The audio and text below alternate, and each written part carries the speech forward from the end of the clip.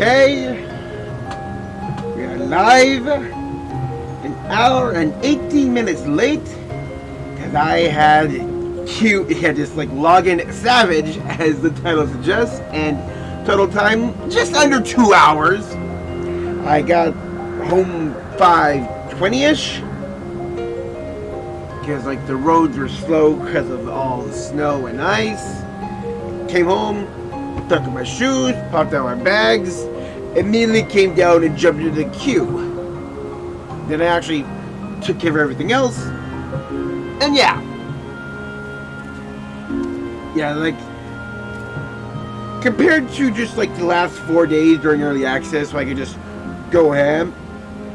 These days are going to be shorter because I'm still going to like play until 10 o'clock like usual. It's going to be an under 3 hour stream. But I also think it's a good just like a balance to just like the going ham parts. I was not going to log in at 6 and let you just sit with me through 80 minutes of login, so that's why I did that. Also did some more roulettes yesterday. The Samurai is definitely a dungeon away from getting to 88 itself.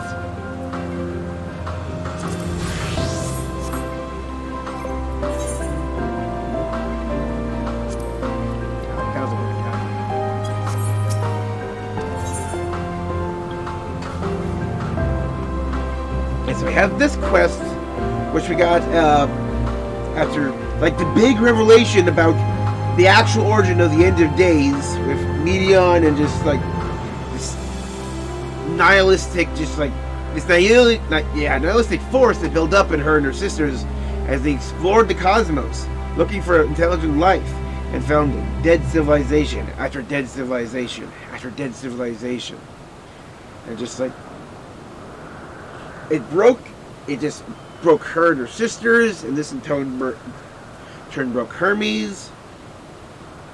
And Medion fled to the far edge of the universe, where she and her sisters could, rest and start to sing a song of despair. And this likely is the sound that starts the final days. Hermes, he broke and just like pretty much like let her go and let us test whether or not man is truly worthy. And to help preserve that, he used his big sundial machine to try to wipe all of their memories, including his, to make a fair trial.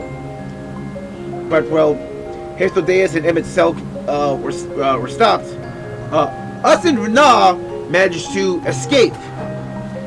Mm-hmm. And so I definitely seen that we are definitely in a time loop scenario where events in the because I definitely would say like the key figure that makes me believe this is a time loop was Argos. How we went from we met him on the moon. He was like so happy and excited to see us and help us. First meet him, doesn't want to be near us. Fed to Fana, and then he's like all eager to join us again. And Fana's like, oh, he'll never forget anyone who bonds with him. But now we just did that. The immediate quest after is the final words of answers. The theme of 2.0, they're just sung by Hyland from Perspective. Thou must live, die, and know. Evander, listen to me. Our duty now is not to denounce Hermes for his misguided determination, or to convince Emmett Selk and Hephaestus that they have been deceived. Instead, ensure the experiences Hermes sought to expunge are preserved. Remains in our memories alone will be our weapon against the final days. Let's fight this battle in your age and I in mine. Come, let's walk together once more. I'll see you to the doors of Cropylion.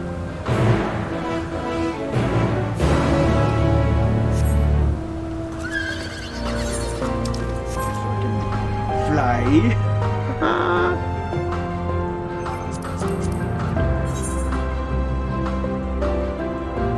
Also, yesterday, I did finally go and get Labyrinthos. It got its rank up. So I got the riding map there for when we return, because that's where we're going to be going next.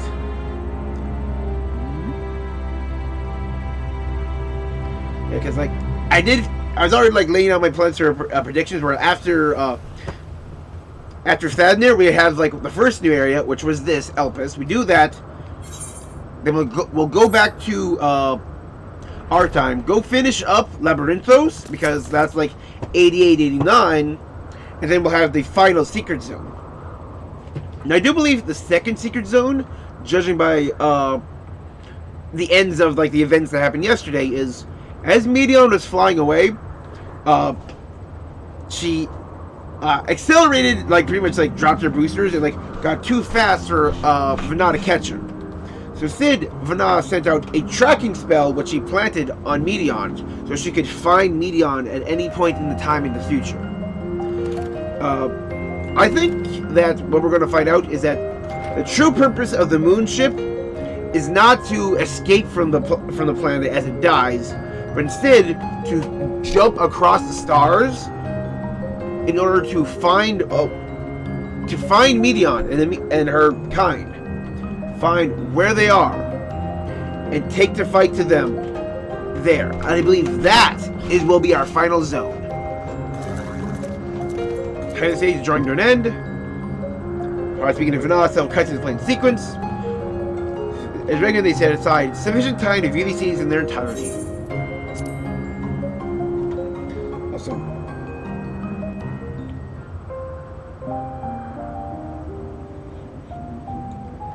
English version of Colorful Stage is dropped, and now I'm just letting the cutscenes play in auto in the background. It is within. The portal that brought you hither, and will take you home. So there's that achievement for doing 100 without skipping. And if you skip it, I don't think you can like go back and re-watch it. Yes, this is where we part ways. Having those play off in the background. I'll actually play the game after. May you and yours emerge triumphant. Make use of the knowledge you have gained, that your days in Elpis and our friend's sacrifice be not in vain. With Meteion free to pursue her designs, 'tis only a matter of time until the final days are upon us. We must be ready. From fortifying our defenses to securing our escape, there is much to be done. In spite of this, we cannot allow the report that set this calamity in motion to become common knowledge. Were the masses to learn the fates of the other stars, I fear the situation would spiral out of our control. Yes. I must carefully consider who can be trusted and bring them into the fold. That's where you build your party. Ordinarily, I wouldn't hesitate to call upon the 14. However, it was the desire for a fair determination that drove Hermes to attempt to erase our memories. Were he made aware of his actions, there is no telling whether he would remain a friend or become a foe. Alternately, we might try to alienate him from the convocation. Yet in doing so, we would deprive ourselves of a brilliant mind who would be invaluable in the crises to come. Quite the dilemma. Which is why I must work independently of the convocation. Setting everything in motion for Heidelin. Regardless of how we proceed, if we are to permanently avert the final days, we must be equal to Hermes' challenge. We must prove that mankind is worthy to exist. And this hinges, I think, on how we confront the all-consuming despair that accompanies a senseless and seemingly inevitable end. Bewildered and divided, we would perish like the peoples of those celestial ruins. We must come together. We could not hope to survive the final days, much less take the battle to Meteion at her nest. We must find a way to defeat despair, to unite and prepare as many as possible for the struggle ahead. This is the true purpose of the Moon Arc. Heavy will weigh the burden of guiding this legion of souls. Yet I have faith in mankind's potential. As long as he believes in himself, there is naught he cannot achieve. Great vessel. So I will not give up on him. To bring an army. On us. To Medion's nest. You may find your world to be very different. Or perhaps the erasure of our friends' memories has sown the seeds of a conjunction between us. We cannot know until the moment is at hand. So shall I strive to do my best, taking naught for granted as I walk my path.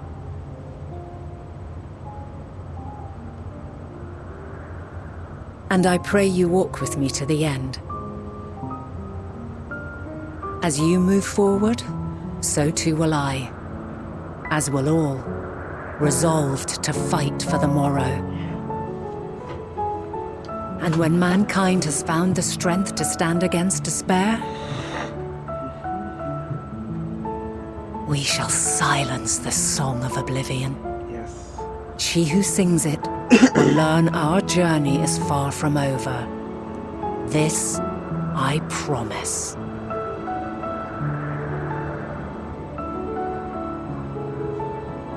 Fare you well, my light of the future, till we meet again. 12,000 years.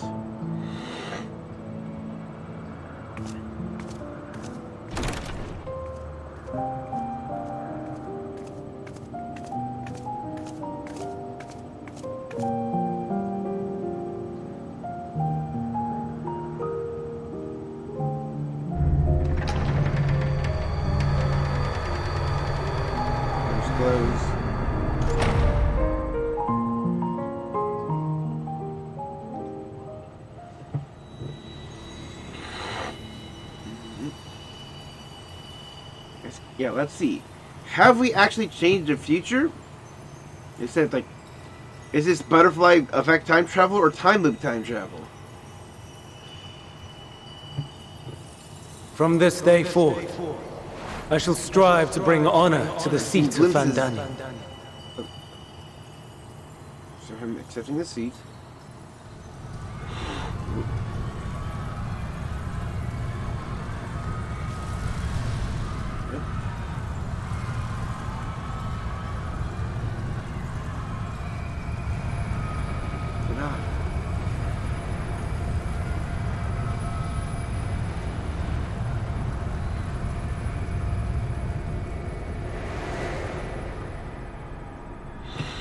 I think we're going to be go back to be a ghost. After this plays?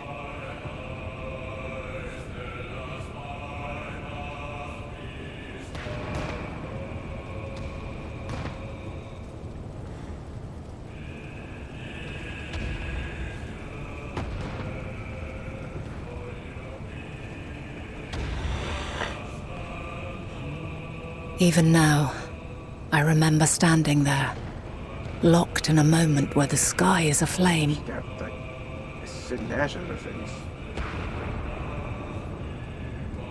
Where stars fall as tears, and screams darken the seas. Where resignation rots the trees.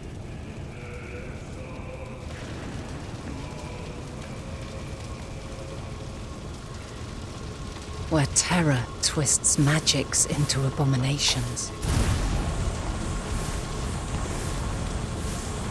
Such is the lament of they who have gone before. The song of they who tried and failed to create a better world. The song of the end.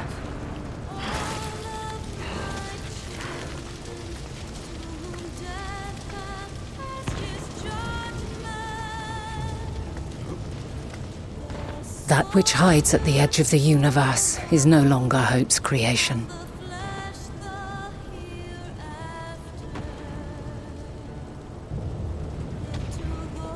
It is hopelessness incarnate.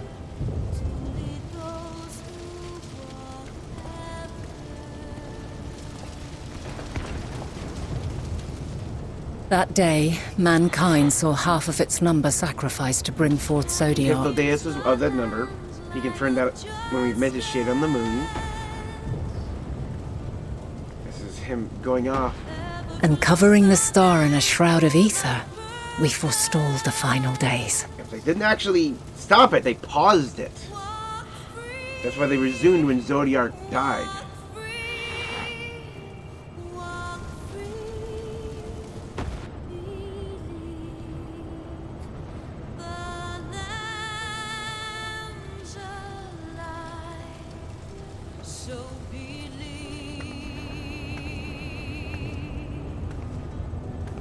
Yet the cries echoed still. The world in pieces. We wept for innocence lost, wailed for death inevitable.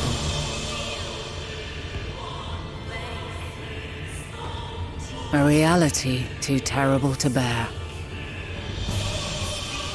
And for too many who sought comfort in gilded memories of joyful days and tranquil nights. Actually, there's still one question about this we have yet to answer. How did Elizabeth, Emmett Selk, and La Habrea escape sundering? How did those three... This is all wrong! Why must we suffer so? How did those three escape the sundering? It needn't be like this. No. There must be a way to restore things to the way they were. To reclaim the perfect paradise we once had. Now here comes the second sacrifice. No, my friends. Suffering exists. And we cannot pretend otherwise. No civilization, however great, could eliminate it. If we would live, we must accept it as our constant companion. Let us not seek to forget this tragedy. Let us carry it in our hearts, that we may grow stronger and know true happiness. We can't accept it! We won't accept it! It will be ours again! A world free of sorrow! No, it will not. For there has ever been sorrow. Mankind was but spared its biting sting for a time. So please, open your eyes. To try and reclaim those lives we lost by sacrificing yet more isn't wisdom. It is weakness. No paradise is without its shadows. If we cannot accept this truth and learn from our pain, then our plight shall be repeated.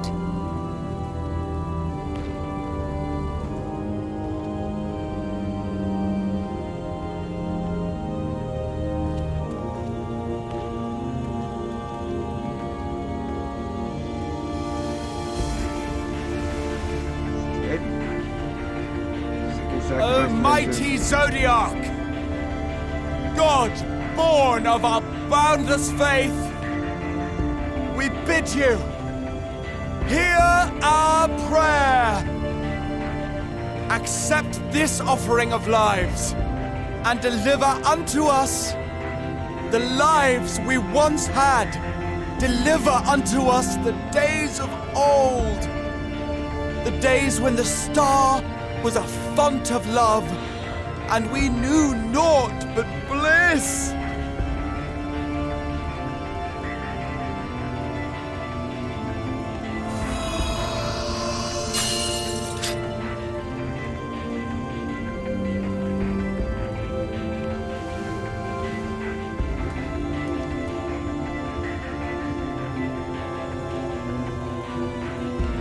You would destroy it? Our beautiful world?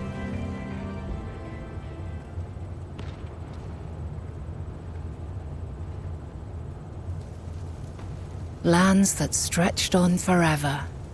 Skies one could drown in. The heartbeat of nature, silent yet strong. And amidst it all, a people. Beacons of light and life. Laughter that warmed my heart like naught else before. They are my meaning and my purpose. My love. In spite of, or perhaps because of this, I choose to believe in mankind's potential, in his ability to find a way forward. So let there be no way back. From that temptation, I sunder us. No more shall man have wings to bear him to paradise. Henceforth, he shall walk.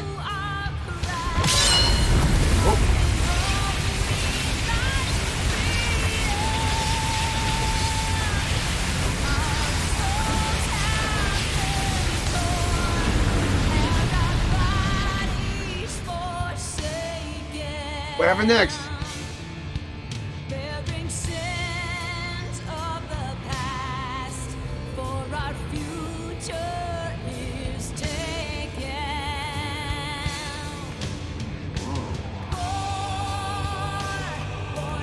Dragon, her robe is and everything. This place of the dark miasma.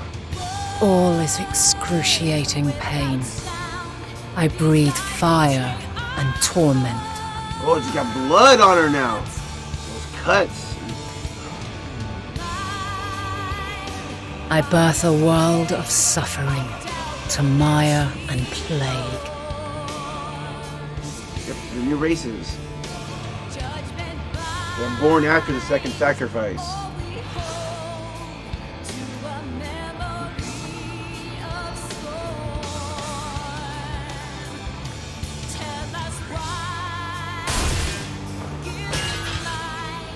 Look at her arm. Her mask is all black and burnt. In one fleeting moment, lives come and go, ever moving towards the unknown.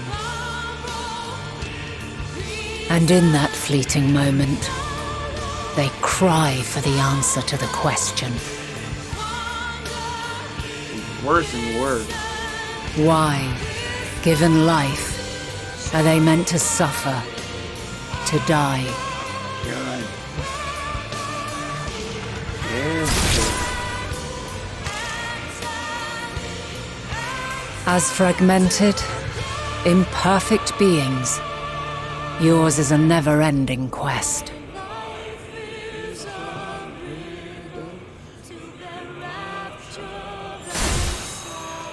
We're really coming full Quest circle with to answers! find your purpose, knowing your end is assured. The meaning of life is to find life's meaning. To find the strength to continue when all strength has left you. To find joy even as darkness descends. And amidst deepest despair, light everlasting.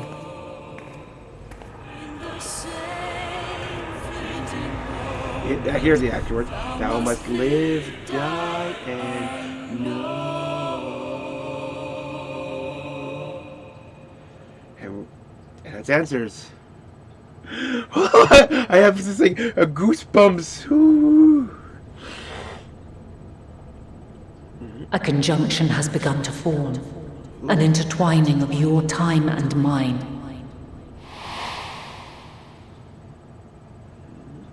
When you truly understand what is at stake, and your journey has prepared you to surmount the insurmountable, Also suddenly louder.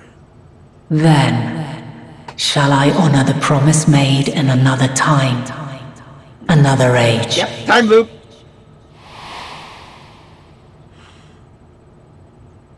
Promise she made to us 12,000 years ago. Ooh. I really should just like take off my helm. I wish I could use visor to remove like the faceplate and just leave like the helm and chin. That's why I glamored just the Crypt Lurker helmet.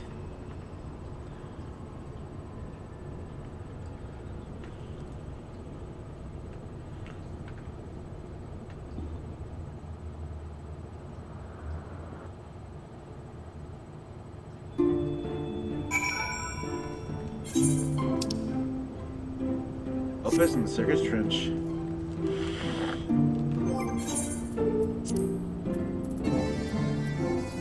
Especially do that.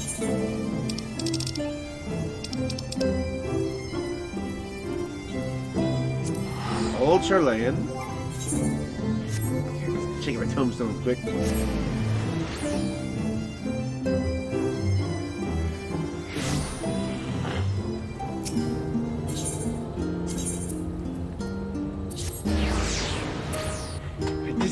This is so incredibly intense and exciting.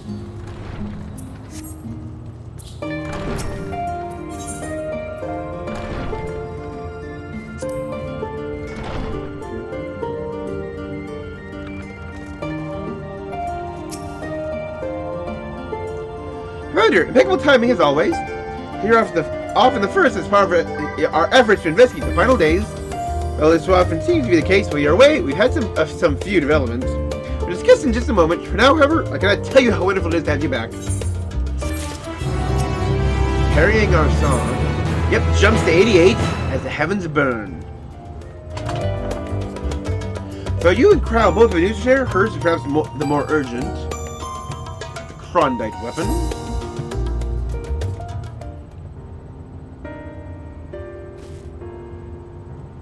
If you learned a lot more of the final days, yeah, I know how everything started. So the journey was well worth the risk. Thank you for knowledge will be a great boon to us all. During your time of the first, events here are taking turns for the worst. Senators are running themselves ragged trying to contain the spread of blasphemies, but it's a losing battle. To try and ascertain the where and why of it, Elsie and Alpha have been traveling all over. When they visited, Locus Amonis was one of the worst affected. Thanks to Stidian and Graha took a detachment of allied soldiers there to offer aid and succor those in need. The province is vast. We only managed to visit a handful of coastal villages. It was an accomplishment we were celebrating, but shot at the bucket at best. Meantime, Bashula and Master Matoya have been making a concerted effort to establish contact with Heidelin in the Ethereal Sea, but to no avail. As Tadu and I have been keeping a close eye on the Forum. Together, they've been constructing a vessel to ferry people to the moon, which this project has likely been years, if not decades, in the making. However, we've since seen no sign of it thus far, I suspect it's still incomplete. You also call the proposal issued by Master Foshinal to the people of Razatan. Following the discussion, Virtual declares his support for the plan and urged those who wish to evacuate to accept the Forum's invitation. So far so good. That's where things get a little strange. Apparently the Forum caught wind of the lunar teleporter in the Tower of Babel, tried to use it to deliver people to the moon instead of their mysterious ship. Therefore, to secure safe passage for the Haddish refugees to the Tower, often Ozzy Stidi and Graha traveled to Garlemald not too long ago. Really, its capital is hardly the safest place to begin with, and now... the final days have come to Garlemald. Shortly after our friends arrived, they sent word to rendezvous with Master Fortunal. The panic broke out and our communications were severed. Dragons were able to make out before the link shell went completely silent, though soon the phenomenon had spread to the capital. The others need you, Evander. Please, you must help them.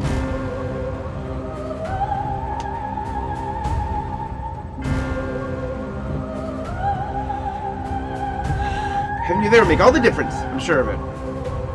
Camp Broken Glass was their first port of call, so it's best you start there. Hopefully Lucian will know where they are. No telling what you'll be walking into. Best take every possible precaution.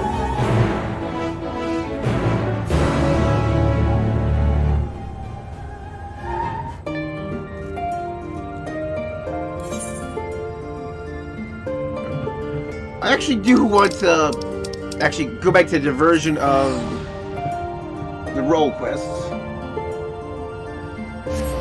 Next one.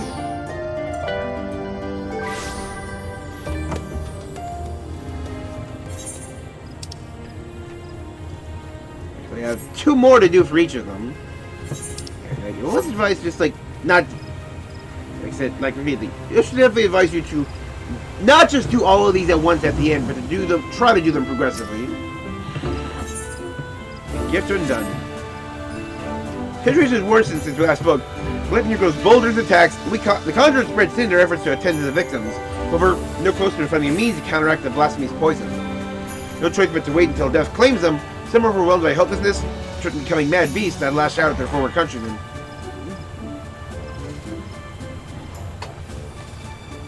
Such tragedies all too easily beget further tragedy as bereaved loved ones are in turn overcome and share in the same horrid fate. Yeah, this chain transformation. People speak of these incidents in hushed whispers, because at any moment a monster might appear within their midst. Maybe we can find a cure for Blasphemy's poison. Indeed, let's hope the Elder Seaster's efforts to enlist the aid of elementals are successful.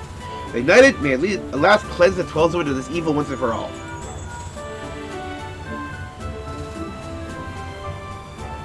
As your news, Commander, Gleipnir's ambushed a party of wood whalers. They're engaged with the blasphemy near the guardian tree, where the Great One slumbers. This one's ill. Has it divined the LCSC's intent? Is it intending to prevent her from recruiting against the elementals? In any event, we cannot let Gleipnir harm the tree. Elder Seaster bids us rendezvous with her at Sorrel Haven. We leave at once.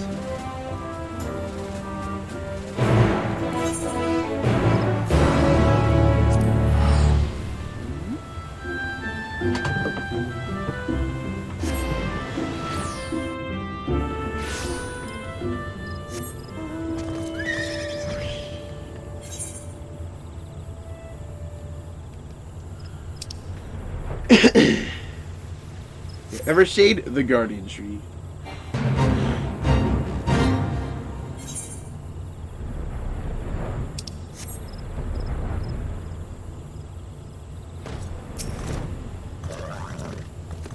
I got a group of weapons just laying here.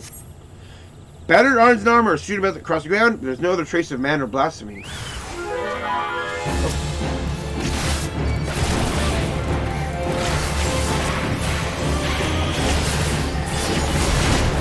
I'm very much not worried about accidentally hitting that sprite.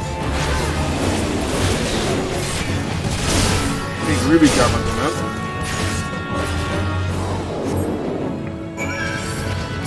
Oh no. I gotta pick up the equipment. Not just head to the next spot.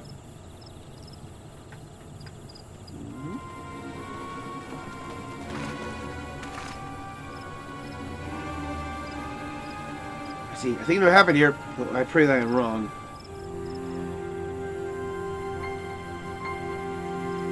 Noticing the wood whalers save their arms and armor. These warriors never cast out their equipment. Here lies, I see not a single body. In certain death, even the bravest among you see signs of despair. For the blasphemy's poison took them, they transformed.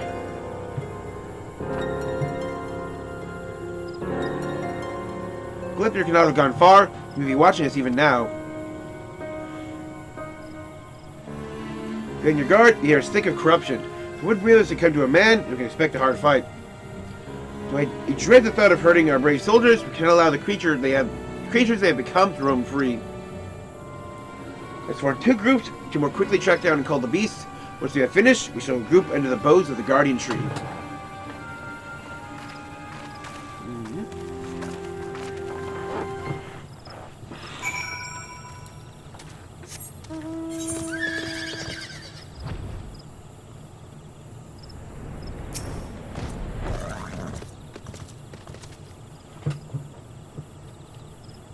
Set up here.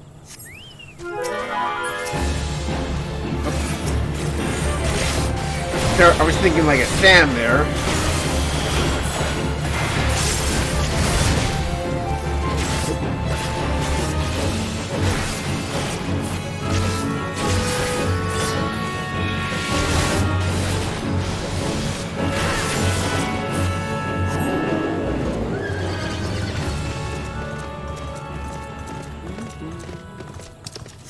I'm actually quite curious to see what this blasphemy actually looks like.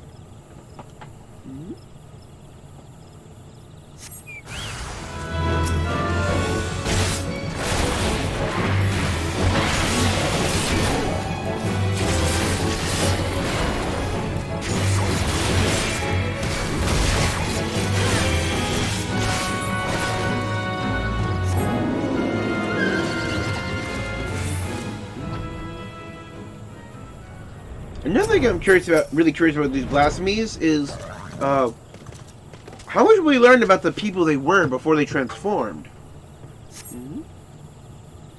Alright, so that turned word village, reunite your companions at Evershade.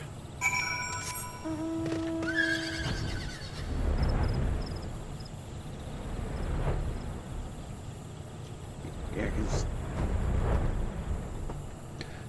this beast that takes the form of and uses a poison that similar to like a plague that ravaged Gridania. I kind of feel like this person is definitely some way connected to it. They had a lot of family who died to it, but like their despair is, I guess, could be have a lot of despair that's tied to this plague. So it became a beast. That beast was then tied to the plague as well.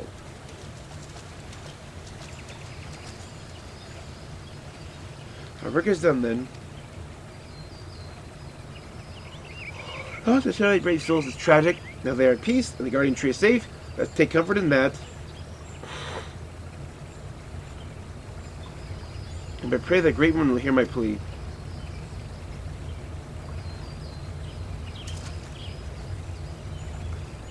I have a feeling that Gleipnir might actually try to make an attack on the Elder Seed Seer at some point. And her Wood Wailer buddy there will take the bullet for her. I will not be surprised if he does not make it through this quest line. Ah!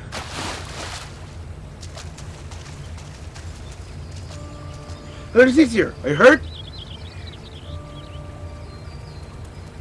You're having to feel the fear, an all-consuming fear unlike any I have ever felt. Spoke unto me, and the words were clarion. Drive the evil away. Drive the evil away. It can think of naught else, and so we will not receive the aid we seek.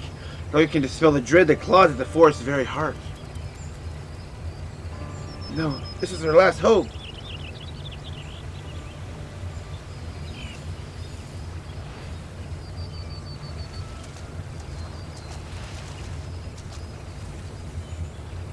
I'm not alone. Here it comes. Ooh. Behemoth looking beast.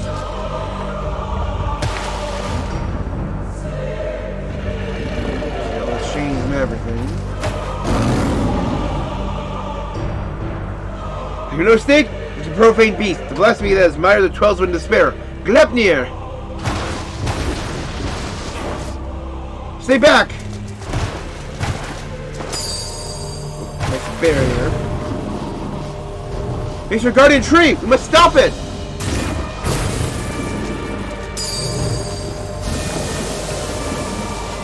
Poison! You mustn't let it touch you! Such fearsome strength. Did I just barely call it beforehand?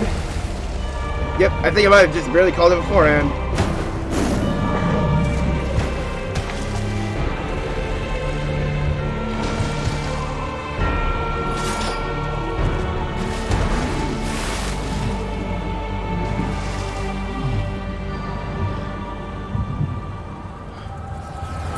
Necrovision! Let's see who this was.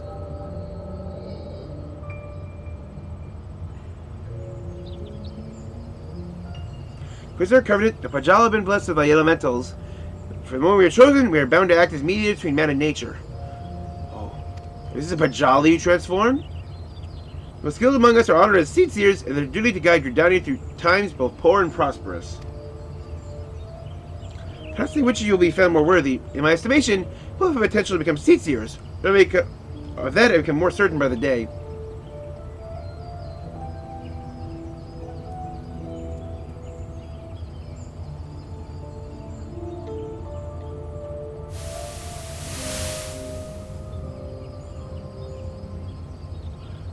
I don't want to be a seed seer. I never want to be a Bajal either. I never asked for any of this. I gotta live a normal life like everyone else. How come I don't get to grow old? Why was I cursed with these ugly horns? I like them. Maybe I didn't choose to be born this way, but I don't think it makes us that different from everyone else. It's a rare gift, a blessing even. If we need to help others, then we should. Don't go about becoming a seed seer, Connie. We all be worse for it. Oh, this is young Connie! So this boy, Blessing, I never thought of it that way. I must have just hated not having a choice. But maybe you're right. This is who he becomes Glepnir.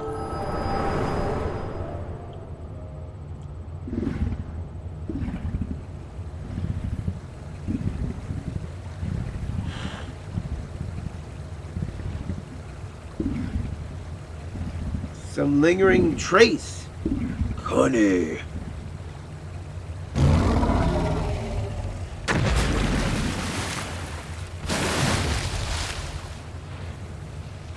I guess throughout the way has become a blasphemy. This precious friend cannot bring himself to harm her, even as a monstrous beast.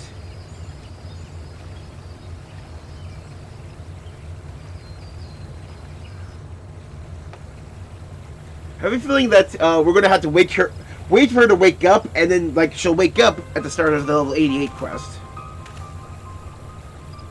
Nature is merciful. The other Caesar has fallen unconscious, otherwise unharmed. Blessing you does not touch her, but I do not see the telltale mark of poison. Still, I know healer. She'll be looked after by those who are. So I carry her back to Gridania. At least leave before Gladney returns. Wait me at the Adder's Nest.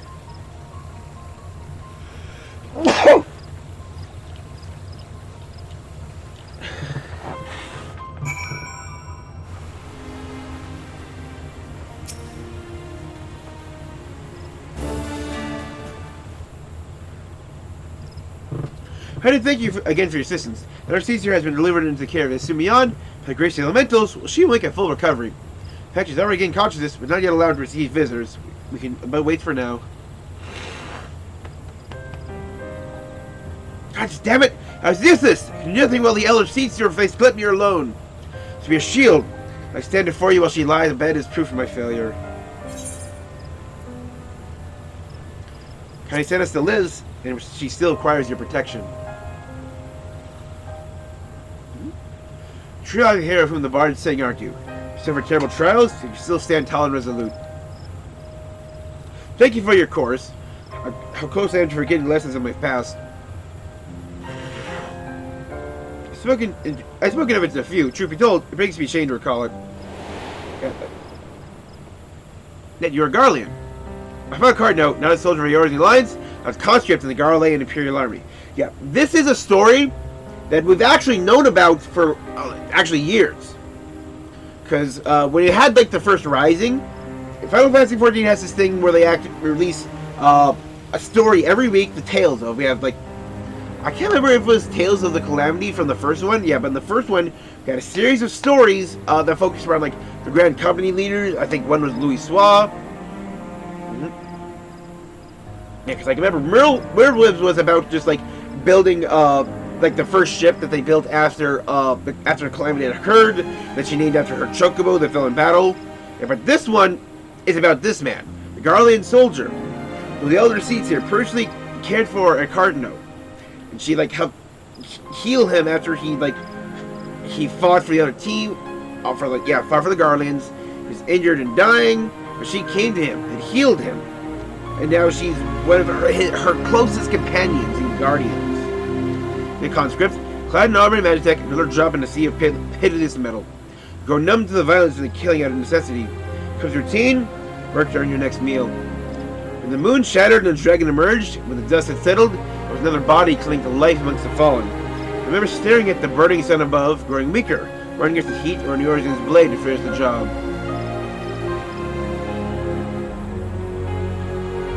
It wasn't the death that came, but salvation. I was delivered from my well-earned fate by the elder Caesar. She deigned to save a man who once bared steel against her people. Our kindness didn't end there. Once my wound had healed, she welcomed me with open arms. Never did she regard me with distrust, nor did she ever make me feel obligated to repay my debt.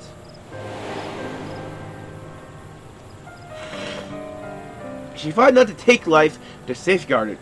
Through our friendship, I came to see the wisdom in that distinction. Pledged my remaining years to her service. Could accomplish nothing to throw myself against Glepnir in vain. And if there was profit to be found in the sacrifice, should not abide by it. Your words remind me of this. Defeat the blasphemy, I will do yourself out forsaking that which we hold dear. This I swear. Yeah. like the amount of experience I get from these is comparable to an MSQ quest. It's like, actually, yeah, it's just under. So we set up the next cutscene for Sakai.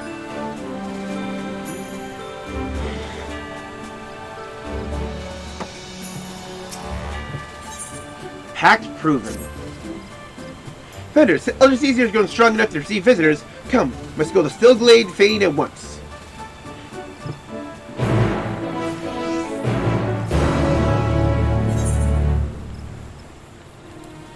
It's like, I know another thing Yoshida mentioned when he talked about like the new role quests. Besides this, like the splitting up, so you had different quests for range physical and melee physical. He also talked about how there would be no requirement. That was definitely one of the few major hiccups in Shadowbringers. Was to proceed in a level 89 quest, you had to finish your level 79. In order to progress in the main scenario through a level 79 quest, you had to have finished your level 80 role quest. And that was dumb. So, none of that this time. You do not have to do your role quest at all for the main scenario. As we see here, it fills my heart of joy to see you in better health. I'm glad in my presence as well, my friend. Lest you wonder, know that the conjurers found no traces of poison in my humors. If you're ready, I'll resume our search for Glepnir. They may be up to the task, but you are not. It's one thing to engage in conversation, quite another to go gallivanting about the 12-wood hunting of blasphemy. Aware of your conjurer's surpassing skill, I never presume to gainsay your judgment, but have my wounds not healed? It was visible to naked eye, perhaps. Heard the strain of your communion with the Great One has taken a toll on you in ways we struggle to perceive. Yeah, because like Esumiyan was actually pretty much the most prominent figure in Gridania in 1.0 prior to the whole like the setting up for Garlemald. Because like, of course, I haven't played 1.0. I only know of its story from watching summaries online, but. The leaders of the Origin Alliance, none of them were there at the beginning of 1.0. They all just like came in and took their positions after like the setup for after setup for Cardinal and Garlemald and Bahamut was all set in motion, and they were planning getting the reboot set up. Because just like a quick reminder, 1.0 sucked so bad that they started planning the relaunch, Realm Reborn 2.0, and to set that up, they started like really getting through on like the Garlemald story. So rather than just drop it and have it keep and restart from scratch or a fresh reboot, yeah, they made sure to set up the send off, and of that was the three leaders of the Origin Alliance coming into positions. Connie Senna came out of wherever her like out of the way spot of the 12's wood was,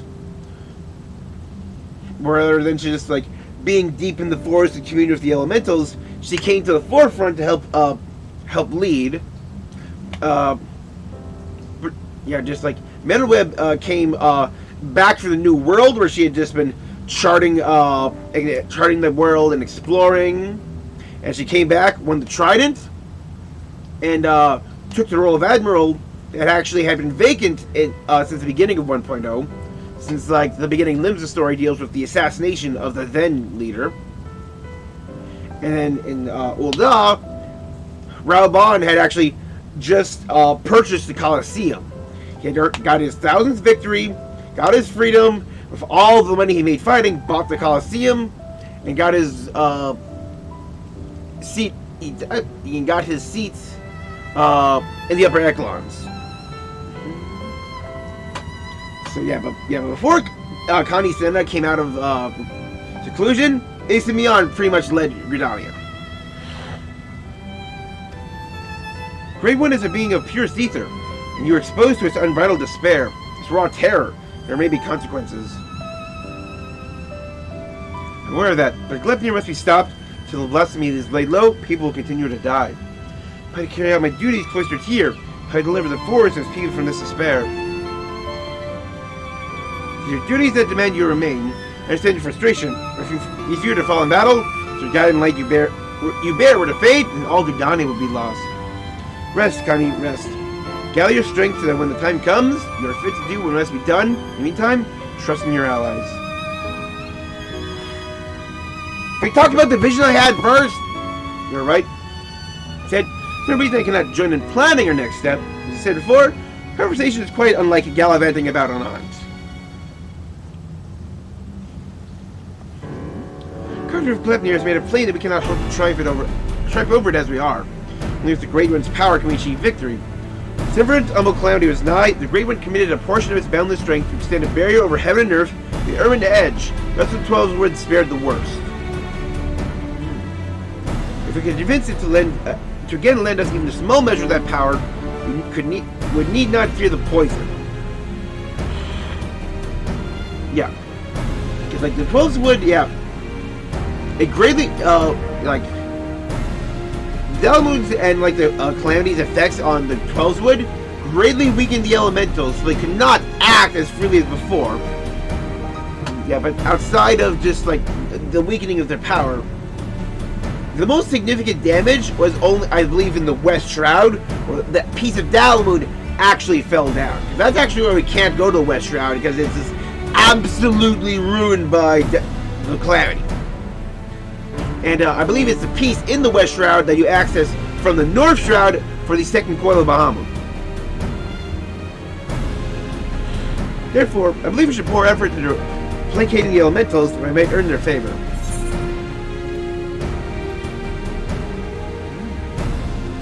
Fighting worked before, it may again.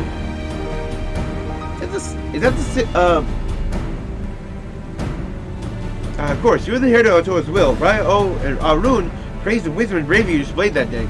Indeed, we are very nearly overrun by creatures that the Great One called to its defense. This time is different. The Great One quakes with such fear they cannot even bear to hold its enemy, let alone fight it. Let's first find a way to dispel this fear that binds it. We're sure that together we can defeat Glepnir. Only then will it hearken to our words. I think too that we must gain a greater understanding of what drives Glepnir. It seems to bear resentment towards the elementals, the Great One in particular. Why? Trying to question myself, living memories of the person Glepnir once was may be responsible. Question Razat Han, such as is likely the cause, in fact. If we could ascertain the original identity of the blasphemy, where we even begin our investigation? I had a vision! Granted a vision of Glepnir's past, and I was there? Then I know who he is, or was. As do I, the boy who traded alongside Connie in her youth.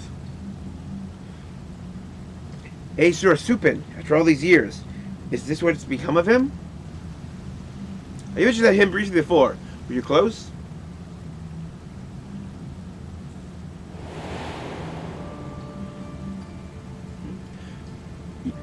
Aesir was a Bajali like me, but he had never known his parents and devoted himself wholly to his studies. He embraced the role that the forest had bestowed upon him, and truth be told, was a much better student than I ever was. Fair assessment, despite your esteemed heritage, you never took to my lessons as well as he, ever dreaming of the outside world.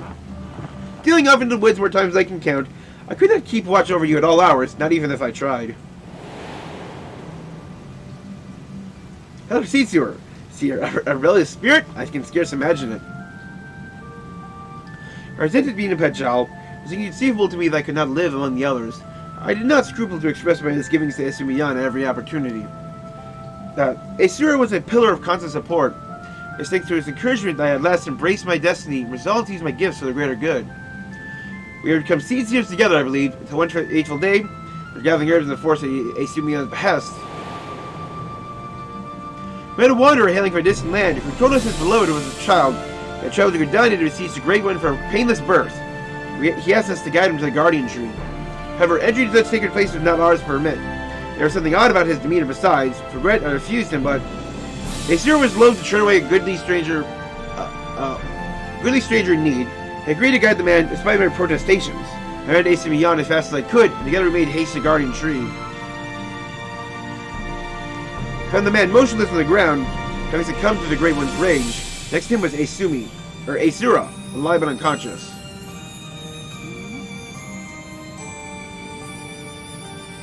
In time, he recovered and relayed the whole story. In truth, the man had been an adventurer, a seeker of wealth and glory. As he knelt to make false supplications, he lunged forward to tear a branch from the guardian tree. He had a child, and Asura had no inkling of the darkness that could dwell within men's hearts. He learned that lesson that day, but the price he paid for it was great indeed. The Great One stripped Asura of his horns, with him the right to call himself Hajal. I was forced to expel him from the fane. Oh. That can actually happen? Never saw him again, or heard a word of what had become of him. Not for lack of trying. Despite his hardships, did he remain with Tweleswood all this time? I wonder.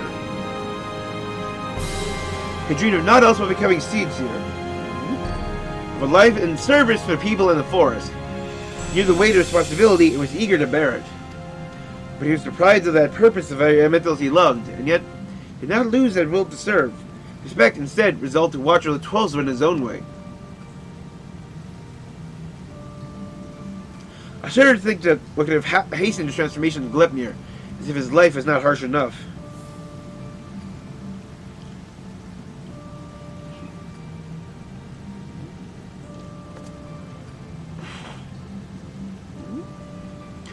In our final conversation, Asura confided to me that he would seek a search for means to calm the Great One's rage and earn absolution. To that end, he said he would seek the counsel of the Mughals. They call the Tweleswood home for far longer than we have, so none are more like to have knowledge for its most hidden workings. Perhaps no surprise, he would not give up so easily on his dream. Even if the Mughals know not of Asura, they may be able to help us in other ways. We travel to Bramble Patch on my stand vendor. I faith they'll accept you and with their characteristic aplomb. I have a lot of experience with Mughals, don't worry.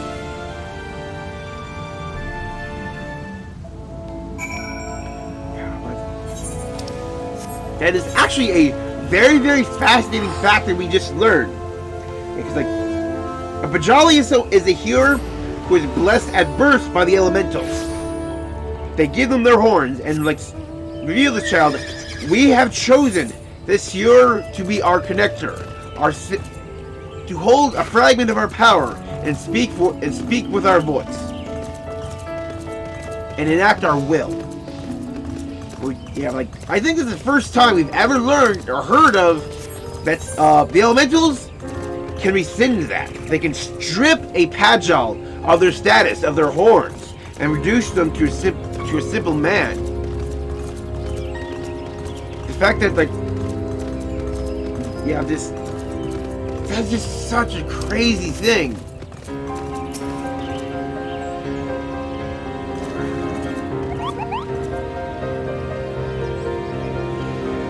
I'm like, weren't you one of the Mughals in Mogomog? Yeah, Whiskermall. Huh.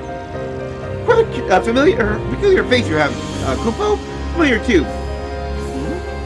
Wouldn't be the self-same warrior who gave the legendary Mughals guard what's for, would you? Evander, was it?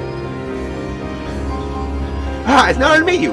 I thank you personally for bringing that stillness to an end. Poko Peak is the name. That brings you our next to the 12th. Why, what a pleasant coincidence. You're discussing how we ought to go about calming the elementals, Kupo. Oh, actually, one more fact I wanted to bring up, because I think it actually could be of little importance, is, everything that happened definitely still has to happen recently for all this, because Connie is actually as young as she looks. She looks like she's in her, young 20s or 30s, and that's actually how she looks. She has yet to reach the point where she actually stops aging. So her and her two younger siblings are actually as old as they look. So, since the two of them, Asura grew up exactly alongside her, he should be the same age as her. Mm-hmm. So everything that happened still happened relatively recently, not like 50 or so years ago. That blessed me as a dreadful horns had got them on edge, and for good reason. I had to ask my personal guard here to sleep before night open. You have noticed, the beast corruption has been spreading all throughout the woods. Needless to say, welcome to stand up and put the 12th to rights. Ryo suggested the Mughals contribute by scouring the forest for even the smallest signs of taint to cleanse it before it gets out of hand, you know? Difficult and time-consuming work. If it's in service of the forest, we will gladly do it, Kupo. Hey, I know you. You're the adventurer who gave me some of my finest scars. Koopty Koop and Moogle's So what do you think about the whole hail to the King Kupo bit, I hope? Yeah, you've actually probably been properly released from your tempering to Moogamog. Not going to call for a rematch either, in case you're worried about that. Right, the others cured us of our tempering, and afterwards set us down for a stern lecture. No more calling upon good King Moogamog the 12th for us. May he ever remain unsummoned in his royal grace and splendor. Indeed, what better way to make up for past indiscretions to serve the realm?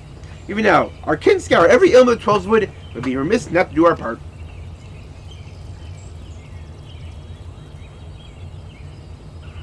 We'd be overjoyed to have a hero such as you helping us as well. If you're willing, something tells me you have a sharp eye for the taint we seek to cleanse. Can we count on you, Kupo? The reputation for magnanimity is well deserved. Let's begin by moving to higher ground, they survey the area, and locate any particularly nasty spots of light.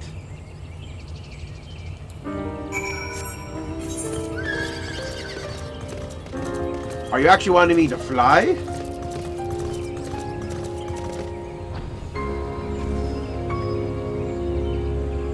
Oh yeah, they're actually letting us, using a quest where we can fly in the zones. Haha, that's cool.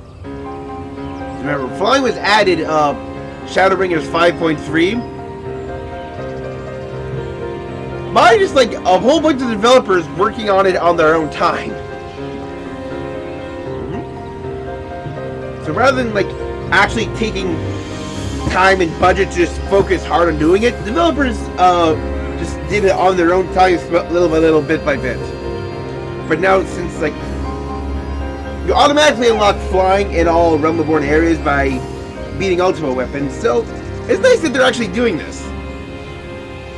You'll have to make your way up here after all. I was worried you'd be stuck. Apologies for leaving you behind. It's so easy to forget that your kind lacks wing Kupos. Now then, where is it?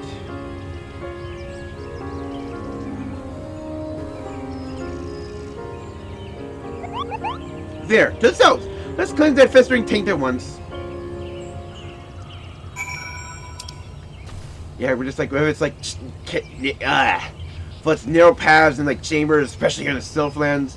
This is definitely one of the areas I'm most glad I can just fly through now.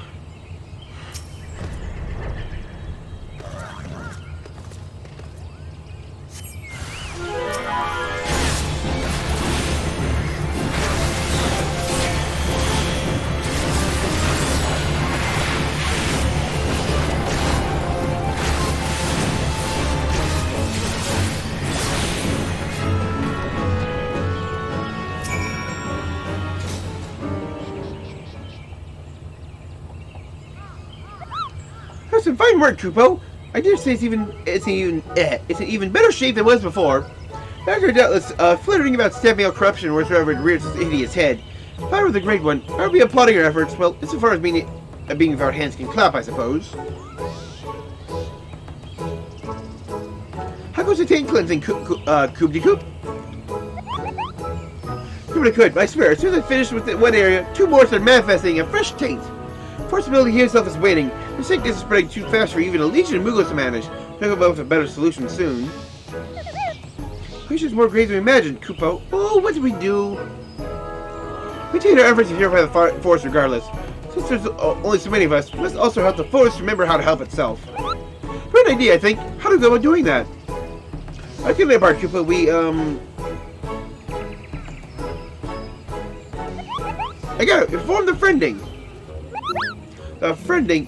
What a name of good King Moogamog 12 made showers of love and compassion for Kupo nuts is that? I just remembered that. Every time they say his name, they must give him some random long-ass praise. Truth be told, I couldn't remember the ancient right's name. I just made something about the spot, Kupo. Let's not forget about that for now. Move on to stuff I do remember. Old samurai first informed the nation of Gridania about a spark of an idea and a random thought that found in his heads. I know that if they are to establish a home from the Twelveswood, first have to entreat the elementals for permission. So mages of their company found and cleansed a few sources of foul ether, planting saplings in their place, and consecrated the soil with a prayer to show the forest the purity of their intentions. Elementals are so taken by this display, not only do they permit this people to help settle within the forest, they also bestowed him upon their blessing as proof of the new covenant, Kupo. I remember now, the Grenadiers still honor the creeper to this day. For every tree that's cut down, a sapling is planted. For all history example, choose the forest pain and also nourish it with new life. That's right, Kupo. Oh, let's finish the story. Remember the mage who planted those sacred saplings? None other than Joran, sire of Eohak Pota, the very first Bajal. From that day forward, the elementals would bless the select few hearers of horns, favoring them with their fellowship. Bajal were exalted by the people of Twellswood, who Migos look upon them with awe. That's how it all began. Just learning about the origin of the Twellswood. Of Gridania.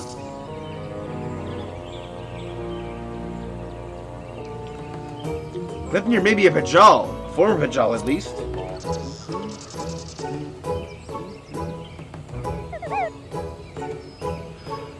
How dreadful, Kupo. What exactly are you saying? So the man you think may have become Glepnir was a Bajal stripped of his blessing. The blasphemy kills of a poison that manifests symptoms resemble those of a creeping death. Feel sorry for this Asura. 12 elementals only be shunned by them. Surrounded by the beauty of Twellswood, and know that he was forever an outsider, all for a child's mistake. If the spirit could easily cause him to turn, this poison that preys upon those who bear the Twellswood blessing. Here's up. Expect the elementals in needs, Kupo. Must double our efforts to plant saplings and might ever speak to us again. Indeed. Well, first things first, let's gather as many saplings as we can, Evander. Wait for us at the Adder's Nest, and make ready for a long and backbreaking day.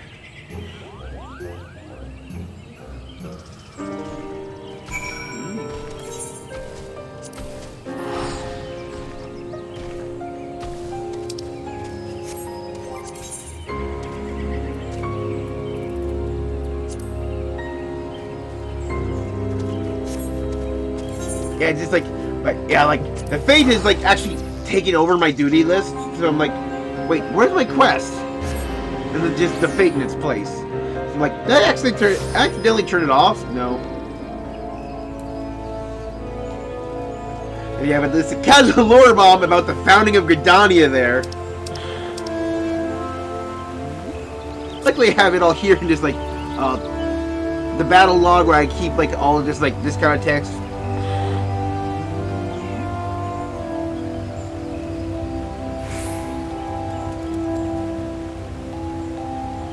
So we have Joran, sire of Eohak Pota, very first Bajal.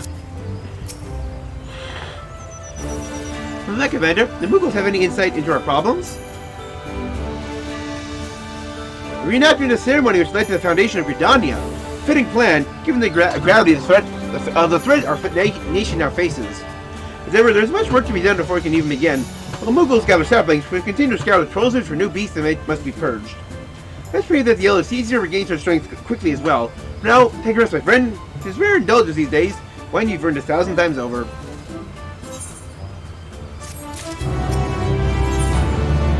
Yeah, it straight up is actually the value of an MSQ quest. And that was 5,001 for the level 88 quest. 5,001. I misspoke, but it's the same number. So it literally is like the same value as an MSQ quest.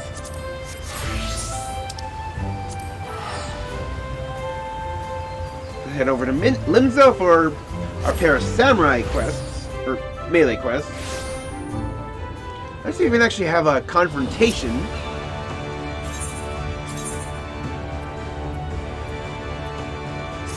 I also really like how the story is definitely hitting upon a lot of notes of things that I just vaguely remember doing in just like the Conjure and White Mage quests.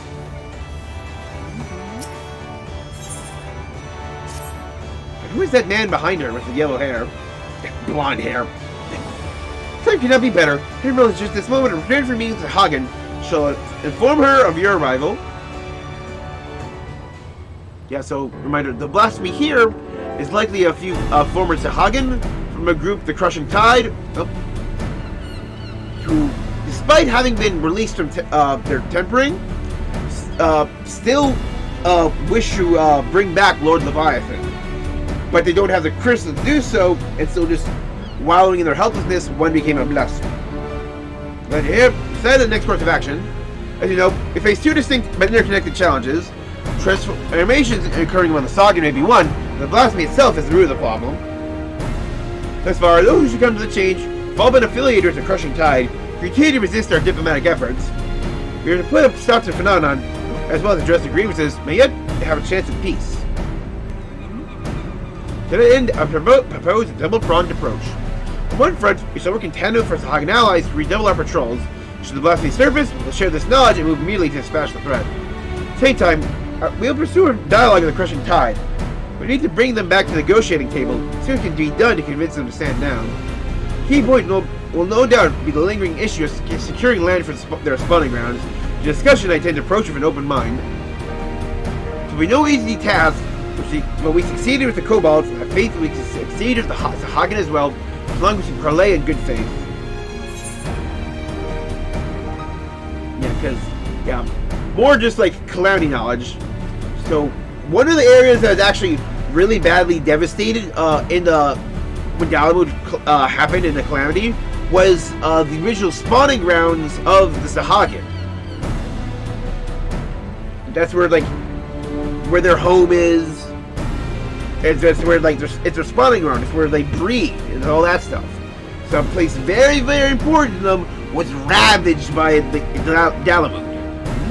And so that's why they made large incursions into Western Lenosha and helped set up new spawning grounds.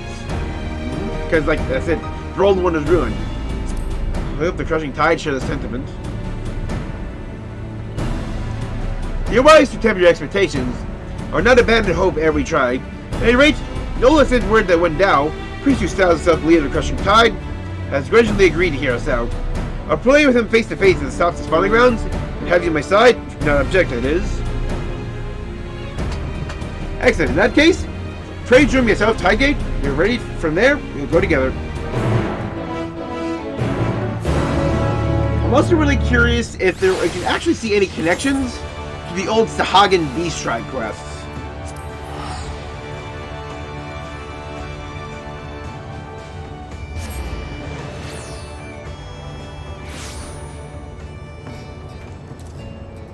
If I remember correctly, the Sahagan were among the second wave.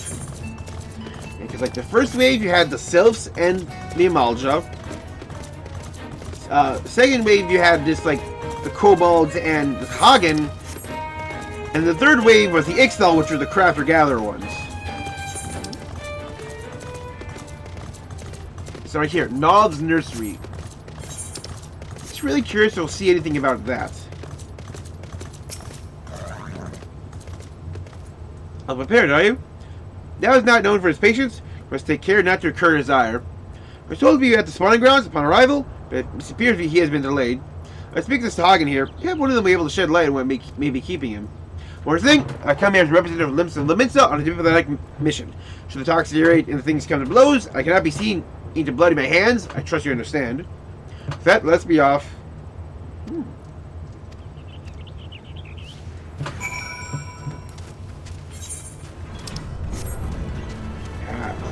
I just worry how they relate, how they will react to the Slayer of Leviathan just being here.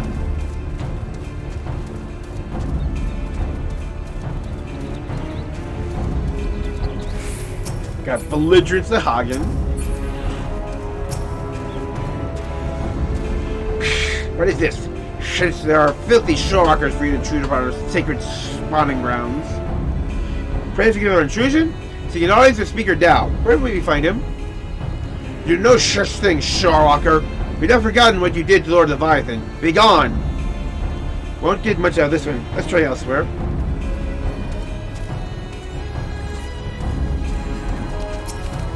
Somebody's starting the quest.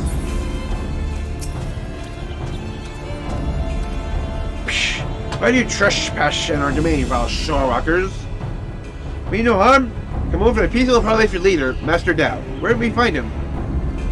Pish! We desire no parley with the shellwalkers who would steal our home.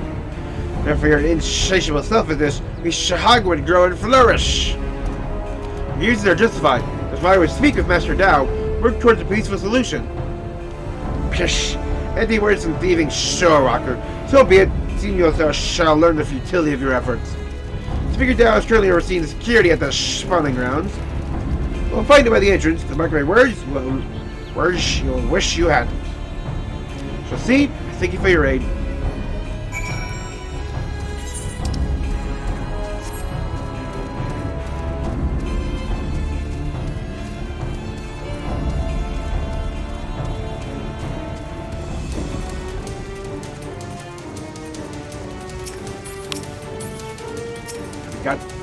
Get the helm.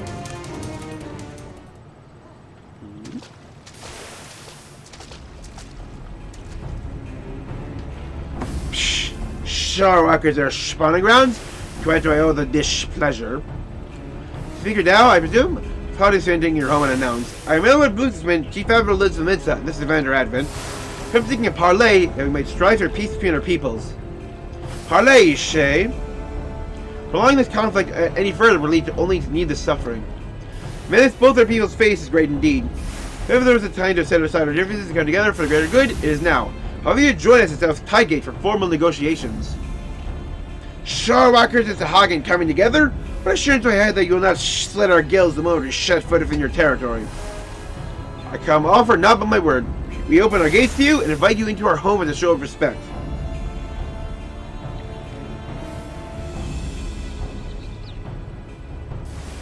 I do not trust you, Shellwalker. Never let it be said that Dao the Crushing Tide was a coward. I accept your offer, but attempt any treacherous subterfuge, your people will drown in their own blood. Very well, Master Dao. I look forward to productive discussion. So turn then. I shall send word to Null as well. I will have our Sahagan allies join us at the parley. Can we invite Nav?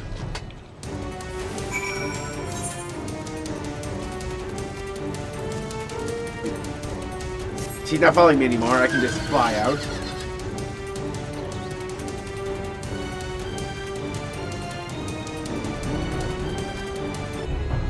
Oh, it's a change.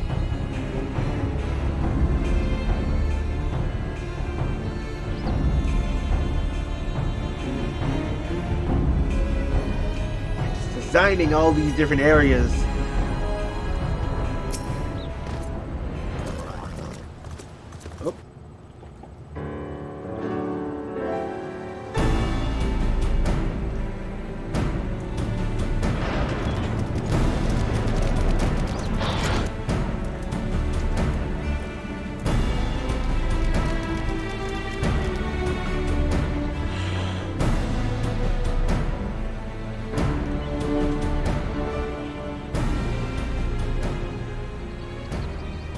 Thank you for joining us here, Master Dao. Pish! The air here sickens me. Very brief. Let's be straight to the heart of the matter. Coming to the Luther Forest, one more powerful than any primal, potential to bring deaths without end to both the Hagen and Lewis and the like, these circumstances call for swift and united action. We doubt our intentions, but I remind you that we have liberated many of your kin from Leviathan's enthrallment. They and countless other Sahagan have joined us, of their own free will, may assure the survival of both our peoples. Psh, aye, by their deeds have the Minsons proven themselves worthy of our trust. Mr. Dao, you and your Crushing Tide went only to secure a future for your people. I say to you, this can only be done by confronting this threat together. Thrush, what is this threat you speak of? If it is unity you crave, then submit yourself to our command. Be as the Serpent Reavers. They are the only Shellwalkers I deign to call friend, or a slave. Ask us to willingly surrender ourselves to your Lord of the World? I do, for that and that alone will ensure peace between us. Preposterous! Propose an alliance but servitude! This way lies nothing but death for all Sahagan! Do you hear this, my Spawn brothers? The Shellwalkers are still in this one's mind. The cries of the Leviathan espouses the lunacy of our sworn foes. These treacherous wretches have abandoned our god. It's part of the drive we faithful from our ancestral home. We must not let this stand. For shame, forsaken by our spawn brothers, they shatter the friendless ones and blaspheme our Lord Leviathan. They who steal our spawning grounds and slaughter our children, our future, our future! No.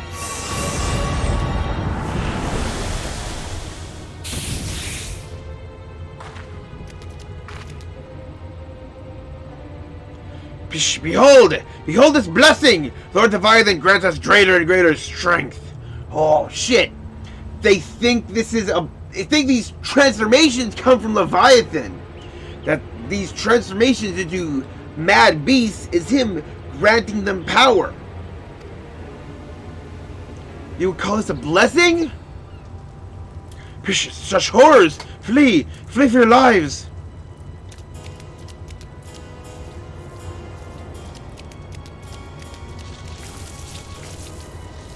Please make for airport and leave this place to you.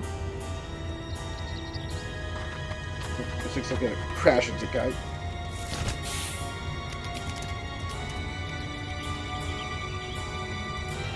Splendid, splendid! And all our spawn brothers be blessed with such power. See the madness that burns within him.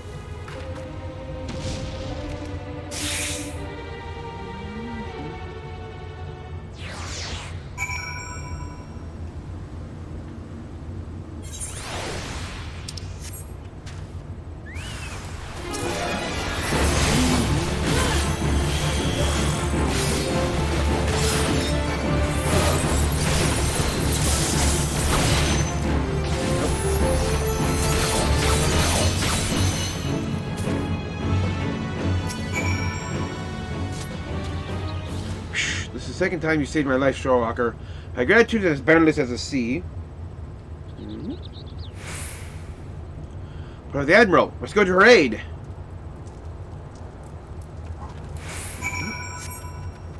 And I gotta get all the area conversations out of the way. Luckily, skipping these doesn't hurt the achievement.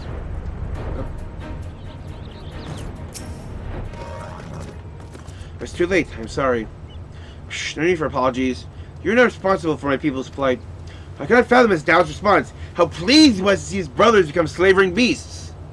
Fool believes that a blessing from Leviathan himself.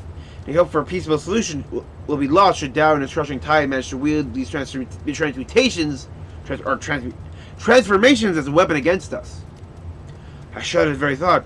It's the truth that the blasphemy is still out there, yes? Just so. First ones to transform are those who have fallen into the deepest depths of despair. The more painful their anguish, the more fearsome and formidable they become in their bestial forms, and the greater their influence over others. I mean, scarcely hope to stand against a legion of such foes. There was more my people could do to help. I'll have the males to patrol the seas for blasphemy, my slaves with all due haste. They will now to not, for blasphemy too is born from Asahagan, to be sheltered in the depths beyond the reach of our ships. In that case, pray allow my spawn brothers and I to serve as your eyes beneath the sea. Thank you, Null. With our efforts combined, we might weather this threat. As for your brothers who gave their lives today for our cause, I shall see that they are returned home to be laid rest as they deserve. You have my gratitude, Admiral. So we've got this going. Not teleport down.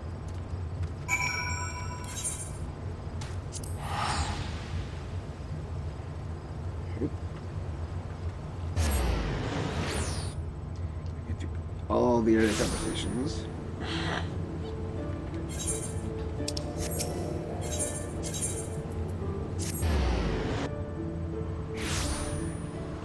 But I actually remember when oh, I see. That's actually cool. Because I do know that I wasn't around for it, but I just know of it.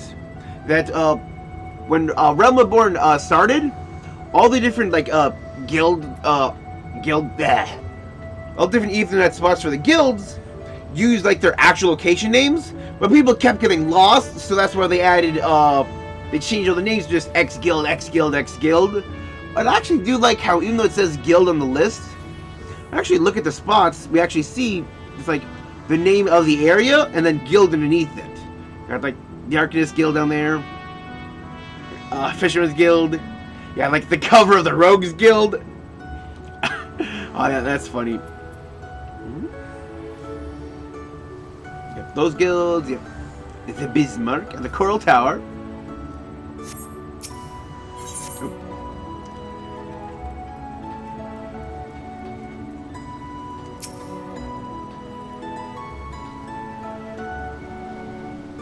However, I was just sharing our findings. So you see, the danger is exactly as the Hagen described. While Dow and his ilk have no means of forcibly triggering the phenomenon at present, display they intend to seek one out. The jump on patrols offshore and inform me of the first sign of anything out of the ordinary. It should be done, Admiral. I'm afraid they may be stretching ourselves too thin.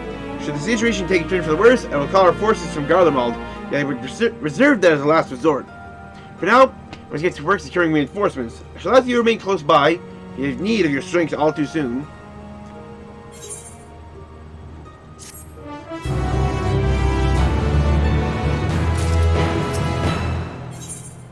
Old heroes never die.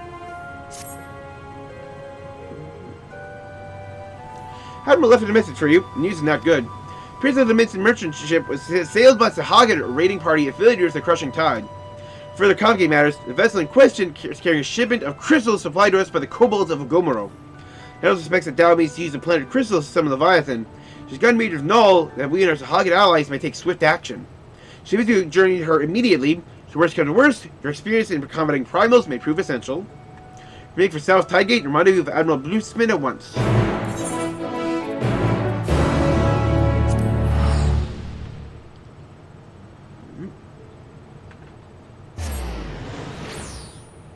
Because we're definitely going to have to stop the summoning. But I have a feeling that just like the 87 tank quest, we'll actually get a glimpse of the blasphemy this time. Because I would not be surprised if it's something very Leviathan-ish.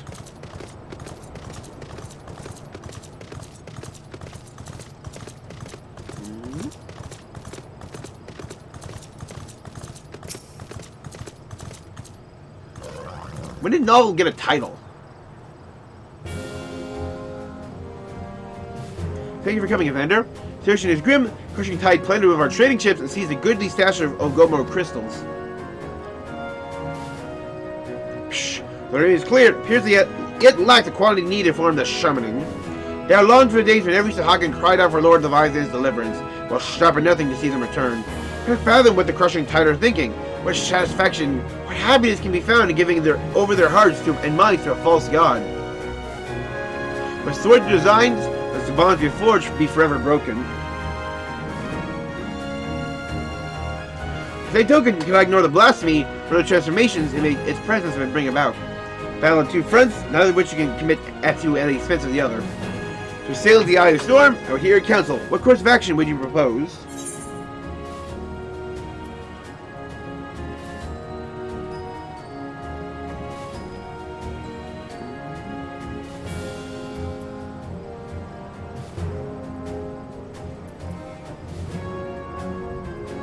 I don't know if it's like Company of Heroes.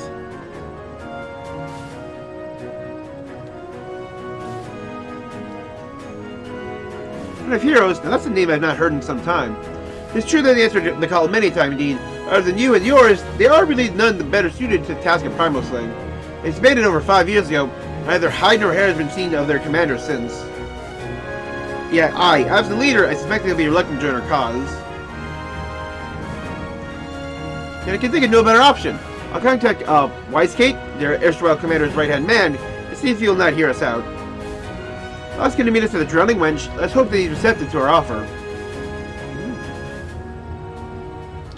Mel, might I trust you and your brothers continue the search for the blasphemy in the meantime? Psh, but of course, Admirable. If we discover anything, we'll be the first to know.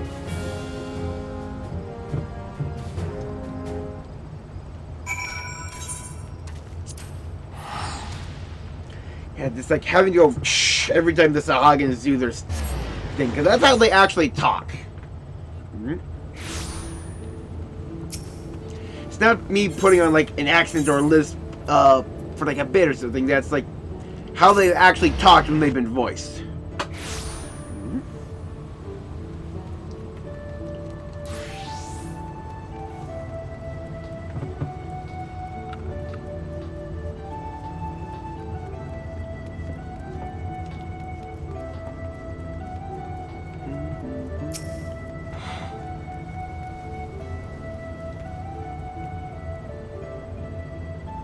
Somebody's been playing some Full Metal Alchemist. Or playing, watching, or reading.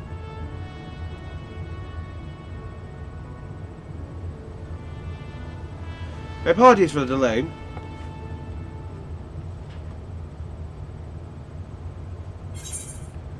So your plea fell on deaf ears?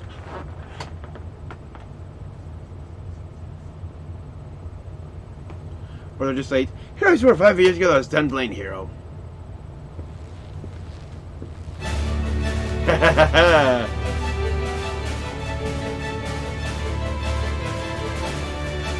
Yep, we bring it together again.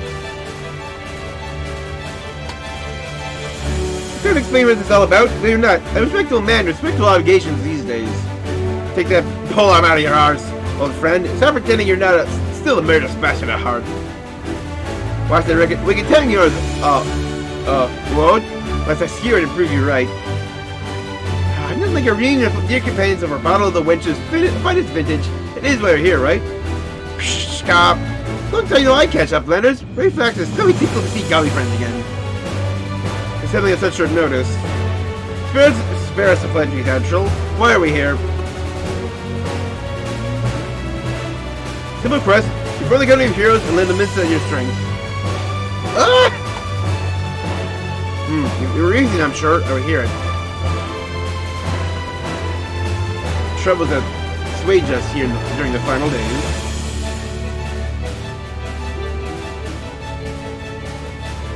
There you have it. A terrible fiend knows the blasphemy prowls our seas, so serving to Hagen and a ravening beast. At the same time, Hagen themselves, specifically a hostile faction calling themselves the Crushing Tide, cleared their intention to summon the Viscount anew. Should they succeed, we'd be hard-pressed to see if the Primal is still dealing with the other threats. The right pickle indeed. The answer is no. The commander disbanded company as his first mate is not my place to gainsay his final order. Except that, I say, we've got our company's creed, do the strong and protect the weak. Are the people now in danger not the same men and women we fought to defend years ago? Commander would now have turned his back on them, neither should we. Words, Landino. Do you truly believe you can honor them as we are? Old mercenaries past the prime, lacking the commander whose wisdom and prowess saw them to glory once upon a time. Ah, yes, your commander.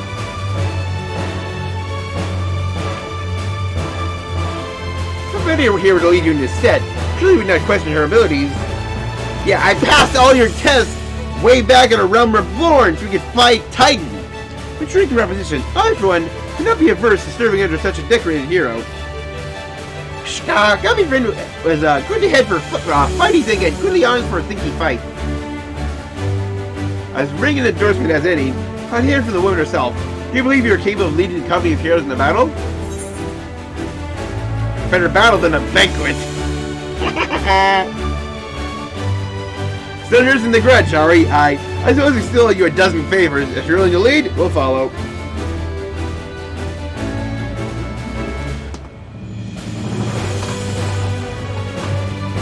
"5 years to the day. Truth be told, I'm enjoying the more leisurely life when duty calls. Wait, before we proceed, I must ask, have we no way of reaching out to Commander? Forgotten how I took his leave, have we? I've been vanishing and we could each fight our own way, apart from him and the company. I doubt we'll see him again, much as I wish we could. Matter at hand, the missions you will undertake. First, you will aid us in tracking down the blasphemy in the realms of the sea. Second, you must prevent the crushing tide from summoning Leviathan at all costs.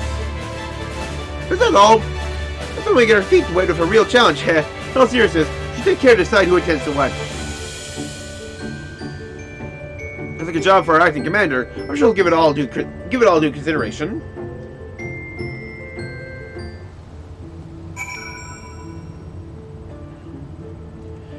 they definitely all had like their ups and downs. It's like Shalani's Lamani is actually blind. That's why he actually has the dark glasses. He lost his sight in the battles. Yeah, because like though the company of heroes did manage to in their heyday take down both Titan and Leviathan, both times they suffered great casualties because they had no echo bearers among them. So that's why there's so few left. And by when we wanted to like fight Titan all the way back in 2.0, they all resolved to test us because they wanted to make sure we could actually live to tell the tale. And so if I understand this correctly, to bring down the so-called blasphemy, of course, to do that, you need to find the damn thing first. How to prevent the crushing tides from sending their god, Leviathan, tall order in and of itself. As the commander, it's your job to decide who'll be doing what based on the skills we each have to offer. Then you start by having a chat with each of us and develop a sense of strengths and weaknesses. Mostly strengths, of course. The storied veterans under your command. Chatting time.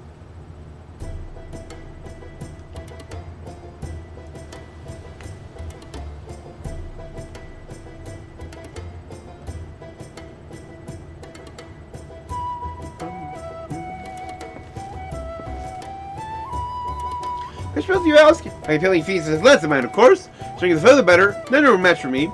Before I waste my talents on dealing with those slippery fishmen. Send me against your so-called blasphemy, you'll have to think of a scare fig his face. Melweb Bluffisman.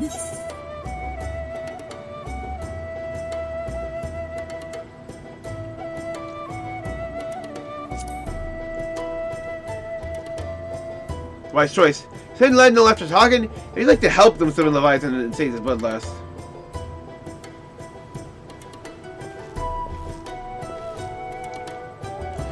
I will speak plain, I am not some battle crazy a barbarian like Landaniel. As a Noon of the U, a tribe of fearless hunters, I conduct my affairs with discipline and prudence. As such, I know better than any than to rush headlong to battle. Is rarely the best course of action, far wiser to observe from afar and proceed with caution. Yeah, because like... Well, yeah, like you're skilled as a hunter, which might be good in pursuing the blasphemy. I'm wondering, just... Okay, I think your hunting is going to be... Yeah, these two together. One is the pursuer and one is the slayer. They're not good. Well, Hither can hold his own to fight. I cannot help but wonder if that's the best use of his. The choice is yours to make. Yeah, it's just like, either one can be fitting. You know what though, my vision is somewhat lacking these days. I can still defend myself if necessary, but do not come to that. Vision also leaves me rather unsuited to scouting and searching. But always the case, but such is life. On the other hand, I like to think I've gotten quite good at sounding out the intentions of others during negotiations and the like. Yeah, you are definitely the preventive primal summoning. You got a keen sense for these things, I see. More so than the reconnaissance of battle. Showing has a lack of working behind the scenes, or has a knack for working behind the scenes to see the company's goals achieved.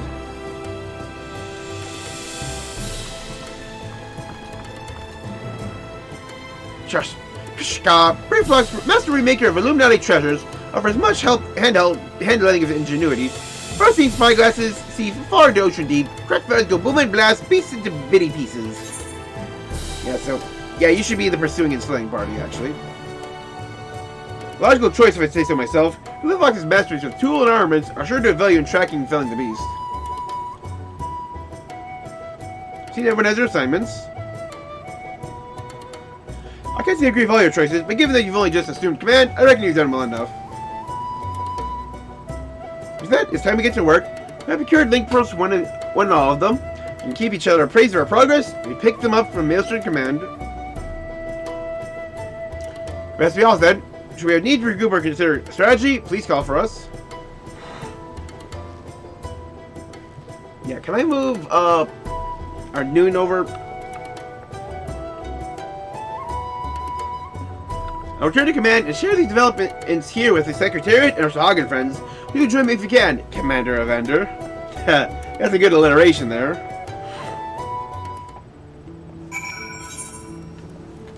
Oh, no, man.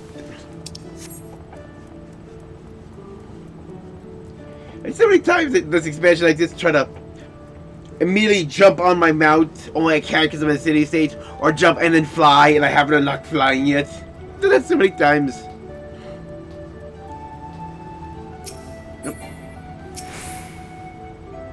Evander, the Admiral's appraising the situation in full. First Evander for Link Pearl, yes? Of course, Admiral.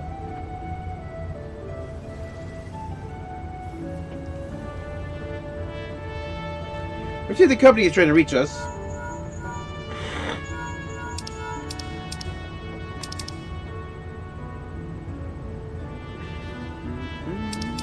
Hold it, Commander. Just give us the word, and I'll come running. Lower your goddamn voice, will you? Watch your tongue, or I'll track you down and rip yours out.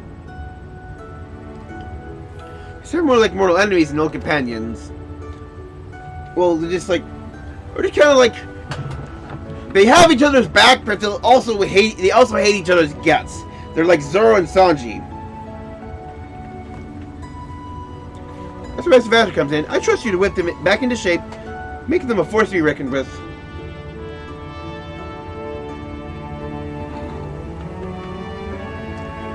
I'll the Secretariat contact you if there are any developments. I'll convey them to the entire company by Link Pearl. Can't afford anyone to taking reckless action. Meantime, I'll reach out to the Null and see what he has gleaned about the crushing tide in their hideout. Let's hope for good tidings, Commander.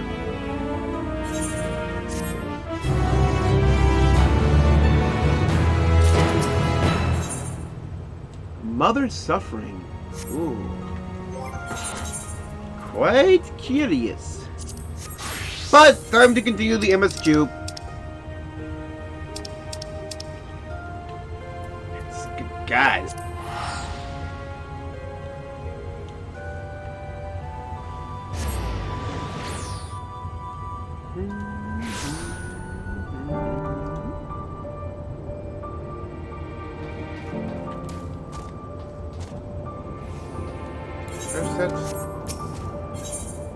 Let's set this away yet for now. Ooh! Instance time! Commander, not a moment too soon. Guys for Garlemald are ablaze. There's events on the ground that concern me. As you have heard, your fellow Scions arrived ahead of you. Cut the customary greeting short after we received word from our troops of the Magna Glacius that the Forum's airship had landed.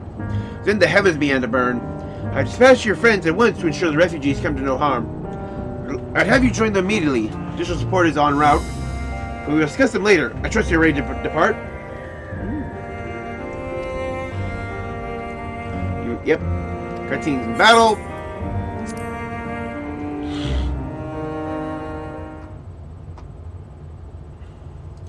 Earlier on the Magna Glacius. Time for roleplay.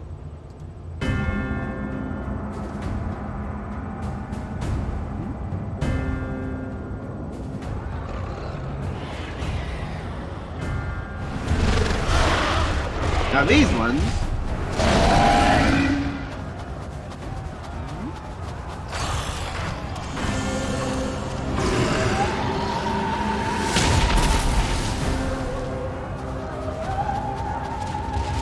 No. I do like that a lot of the models we're seeing. No.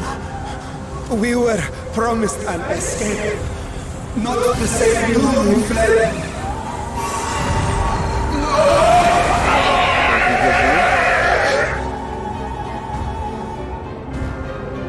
I shall not meet my final days here in this blasted waste. Calm yourselves. Your panic is our greatest enemy. Come, we must build a line of defense.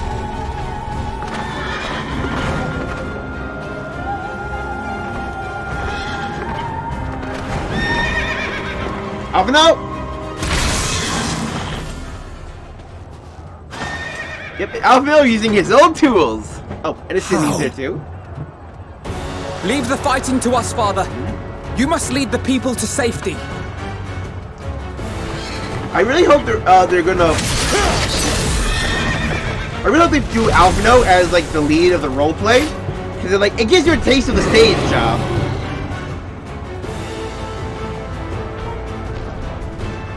Because, yeah, I get to actually unlock new jobs. I'm actually waiting until I beat the MSQ.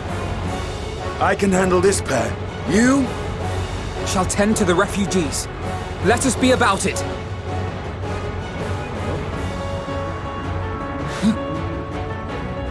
I also love how we have this music playing.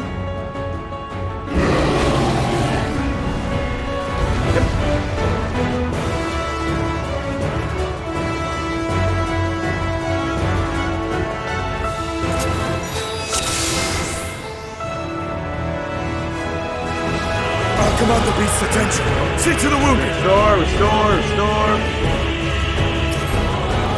Help is at hand.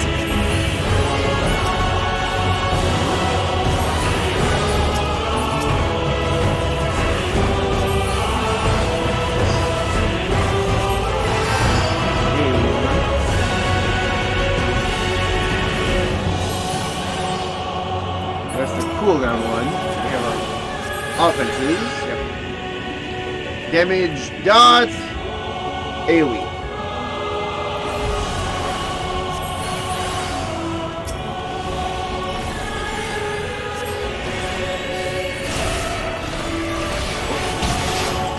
Leave it to me.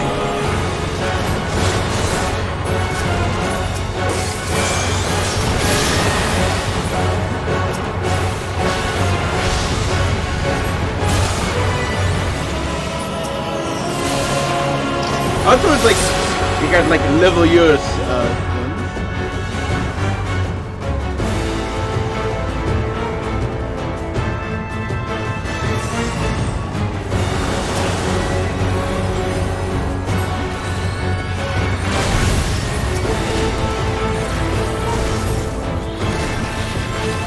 Those Level who your can attack, stand, come with me.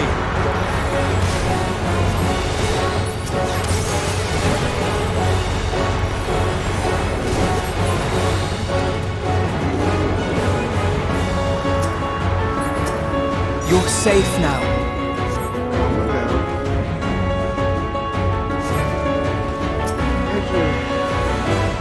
Easy now. Deep breaths.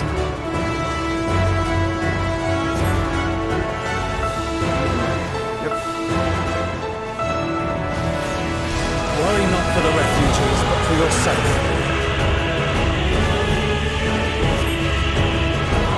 Get back in and finish them. Oh, we got this big guy.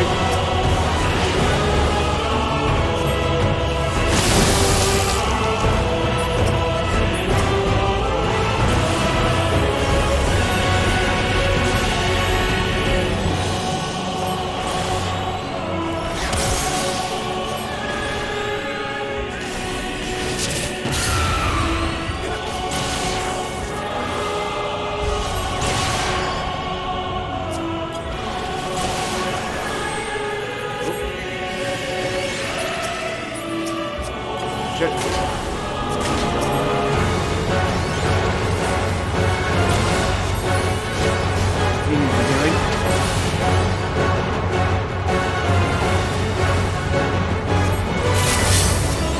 You bury it.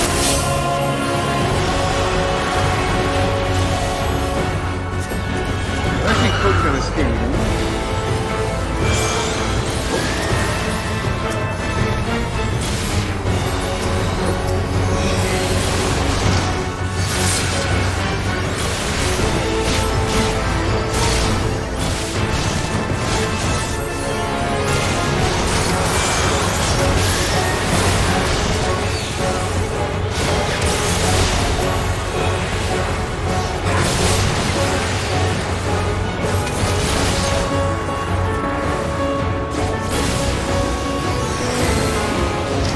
Starting to get the hang of those things.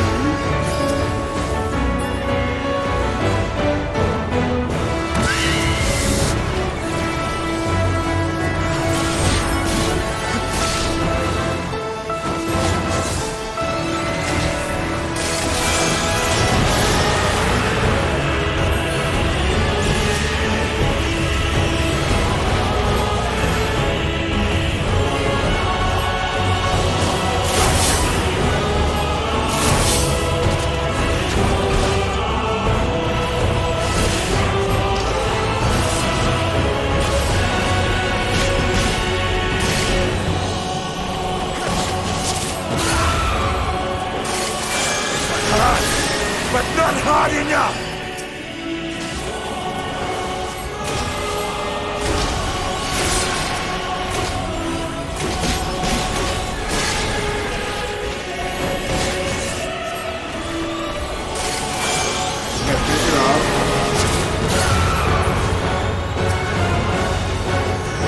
Shadow of the Dragon.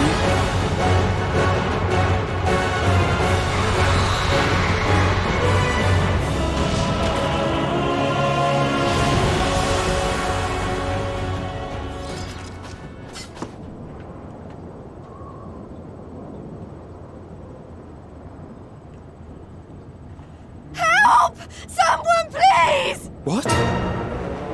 Oh. Odin theme playing. Portal.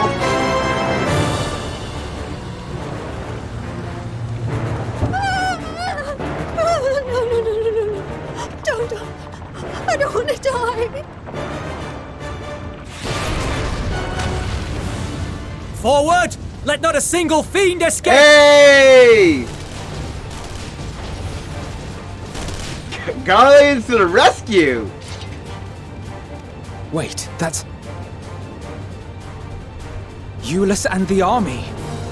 So, you've recovered then? In time enough to be of aid. For once. For once. Aww. We can speak of it more later. For now, we must fight! To repay your salvation in kind, or with better! Yeah! For Garlemald has her pride!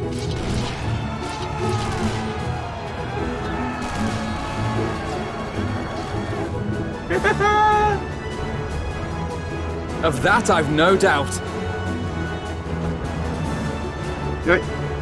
Just as Shadowbringers had the Isgard restoration, I really do hope there is a Garlemald restoration, where he helped to, like, rebuild a district of Garlemald. Good gods. Of all possible saviors, the Imperial Army. Oh. Those dudes. What spell was I that? had hoped to take all of them down at once. Yeah, I was saying, woo. Think a withdrawal might be in order? Oh, sod that. You know who would never abandon these people to And their you fate. know who, aka To be devoured Warrior of by Light, their but not former actually friends. saying the name. That'd be beyond cruel. These beasts must fall here and now. Well then, I'd say it's high time we threw caution to the winds. Yeah. This is definitely foreshadowing seeing like So long as the you bravery spare of me his the children, heroic how far sacrifices. they've grown, how strong they become. Now, let's go. Yeah, that was it.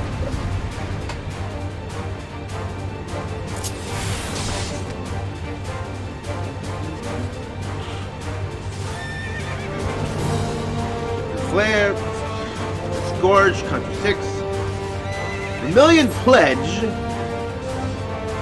and for fire, for arrow, for stone, for thunder, for flare.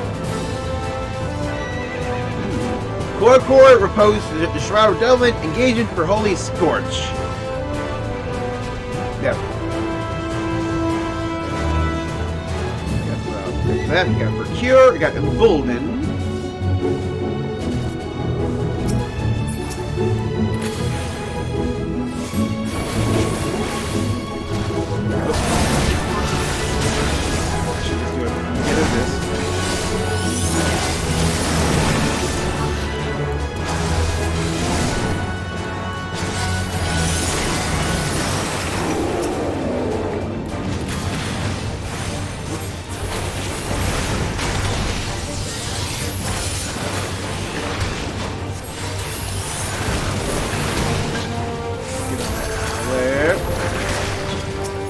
AoE.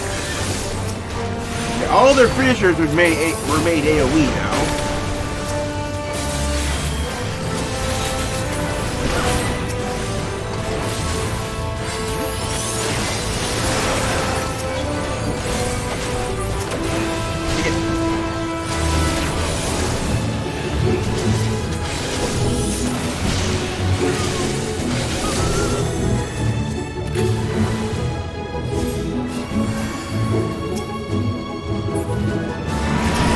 Here's the big boy.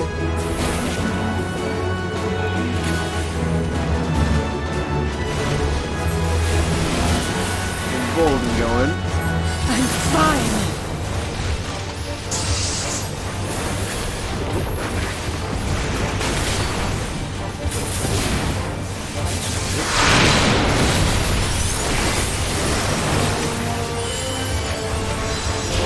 We do do have a roleplay limit, a limit break.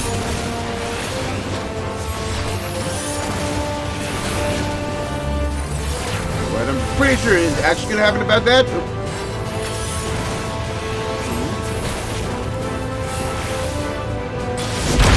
Raha's gonna cast the bravery spell on us.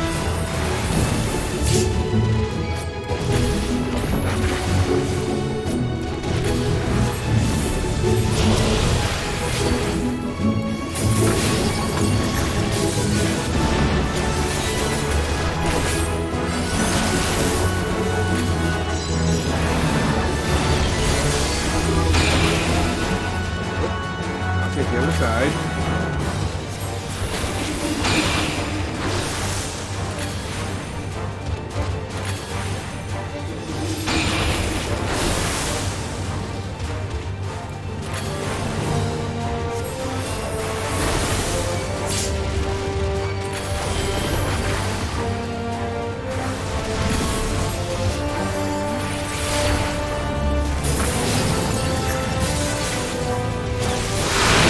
Actually has been filling up with it.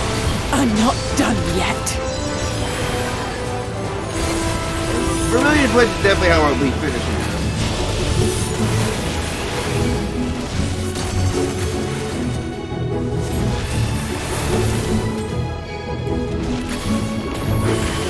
None to worry about.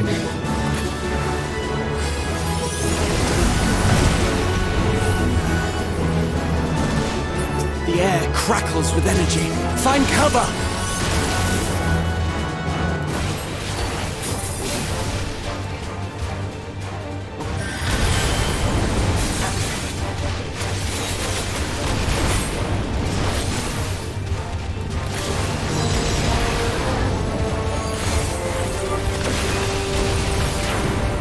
Well, at least they very quickly learned how to get that out without... As they say, I'll still be able to pull off my combo. Flare combo. On guard. Ooh.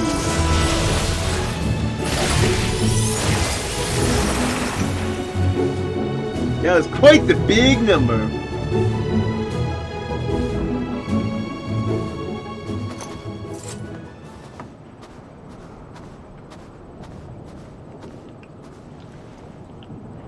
There's not the barest trace of ether. Maybe there really is no way to bring them back. Nope.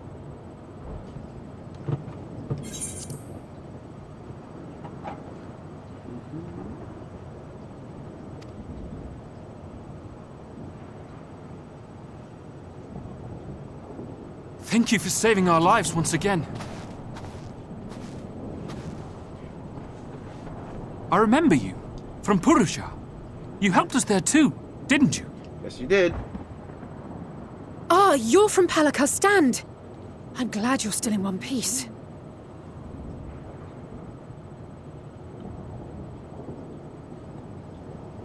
Or you will be, once I see to that injury of yours.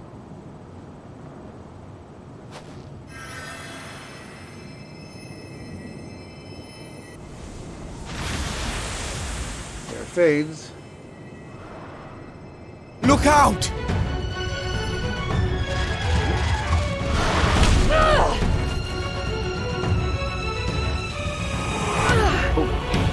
Yeah, this is straight up the trailer.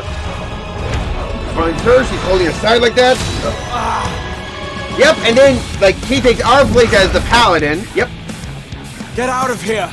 He's like Quickly. holding this up, and that's when we bash forward. Oh my god! Gra's taking our place, he's like the trailer! Lose them! Not a one! This will be a brighter future! I won't let a madman's apocalypse ruin everything we've fought to achieve! It's like bash.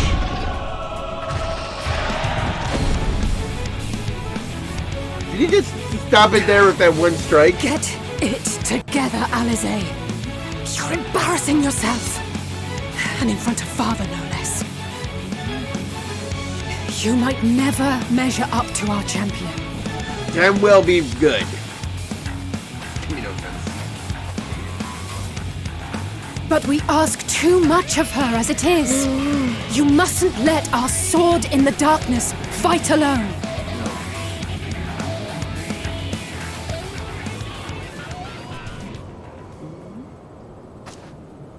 There's us.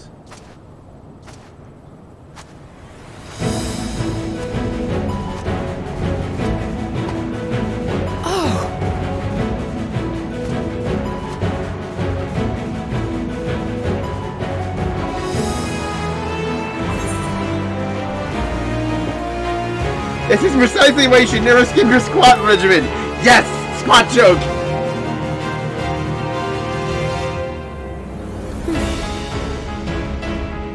I can look after myself, you know.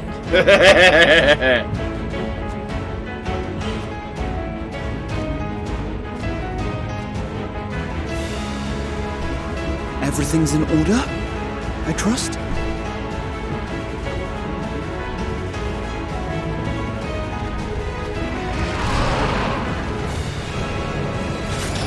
Now, finally playing as itself again. Come on!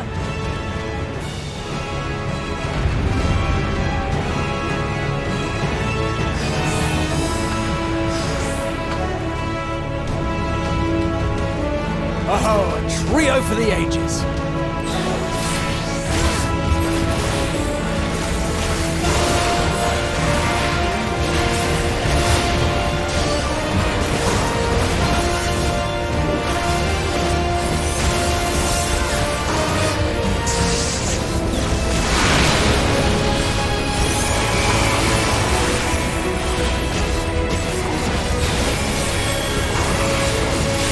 Back.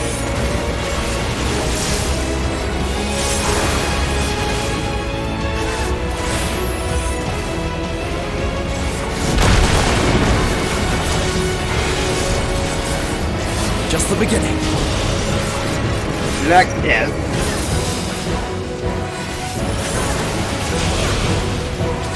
Pointed away from the others.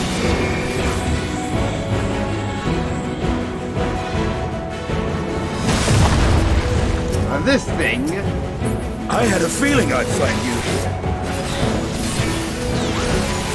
This should be the last of the worst troublemakers. With me!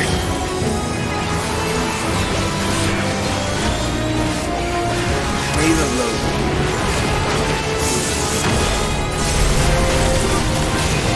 See, the reputation would keep the beast at bay.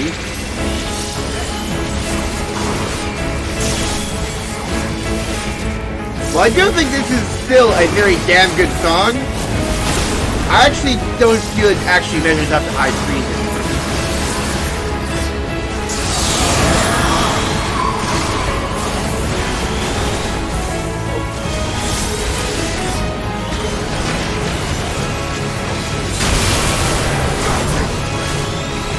Okay, this is actually a really cool thing. Really big AoEs that then shrink. On your feet.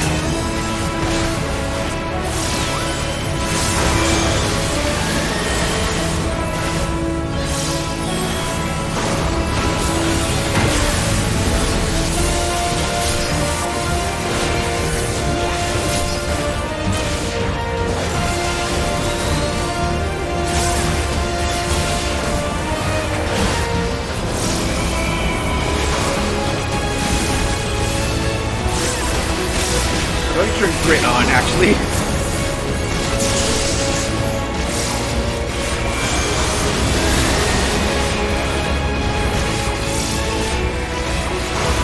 Why not?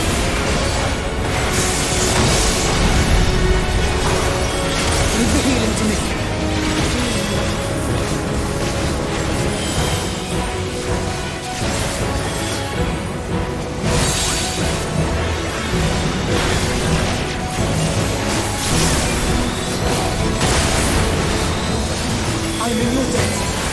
We've got to protect Alphino!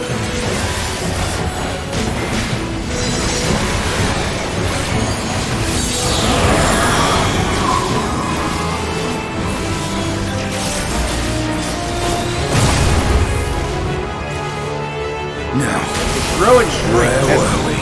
So cool.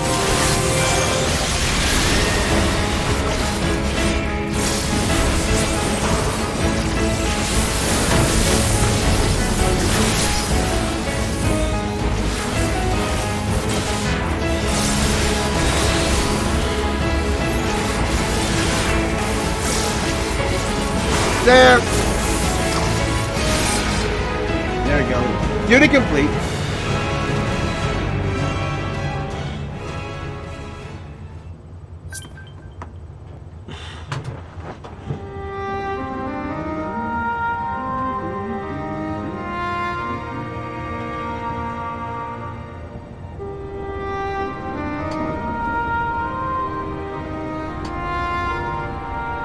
Looks like everything's over.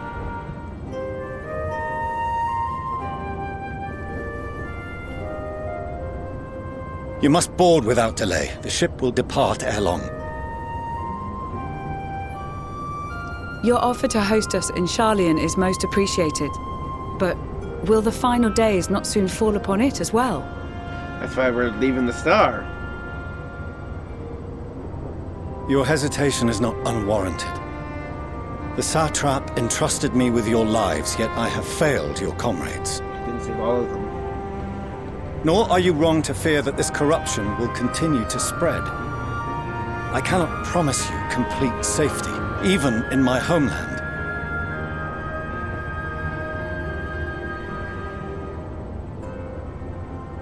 What I can promise is that I will do all in my power to protect you.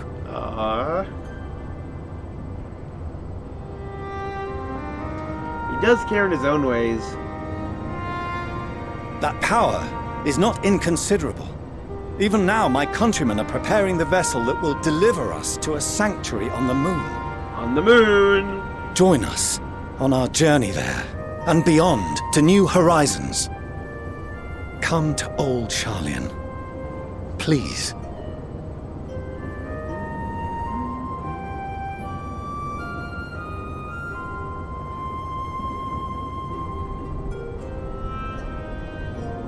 We would be fools to refuse such a generous offer made in earnest.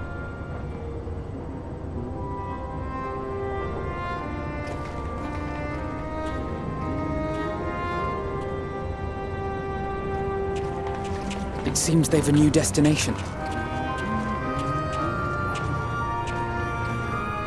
The people of Radzat-Han have known too much suffering. The march to Garlemald will only bring them more, short though it may be. I quite agree. Fortunately, they have you to look after them. Yes. Well.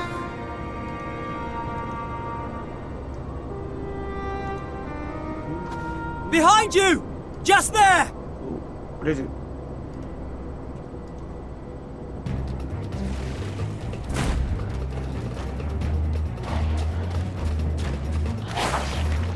One more man running from one more beast. More of them.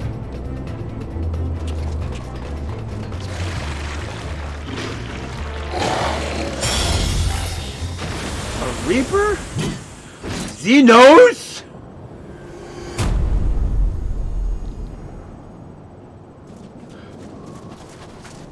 Xenos! Here!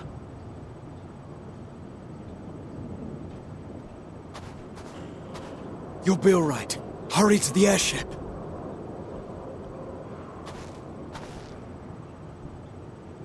Are we suddenly going to have a level 88 trial of Xenos?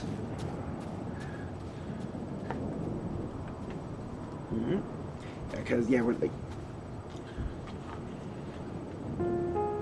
Why have you come? A heretofore unseen beast. 'Twas ripe for the slaying. What, have you just enjoying yourself killing blasphemies? Poor sport, alas. Unfit to temper my blade. Looking for something that's maybe worthy? Oh, for the love of... You cannot still be on about a rematch. That is, and has ever been, my sole concern. Yep.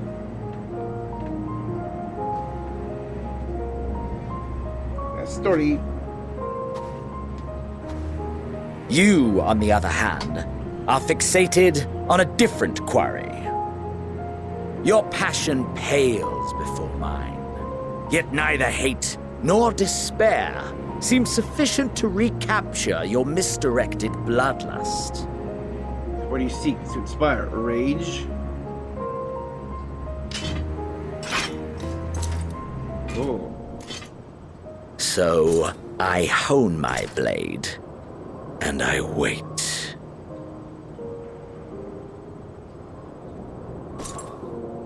That's it. That's all you care about.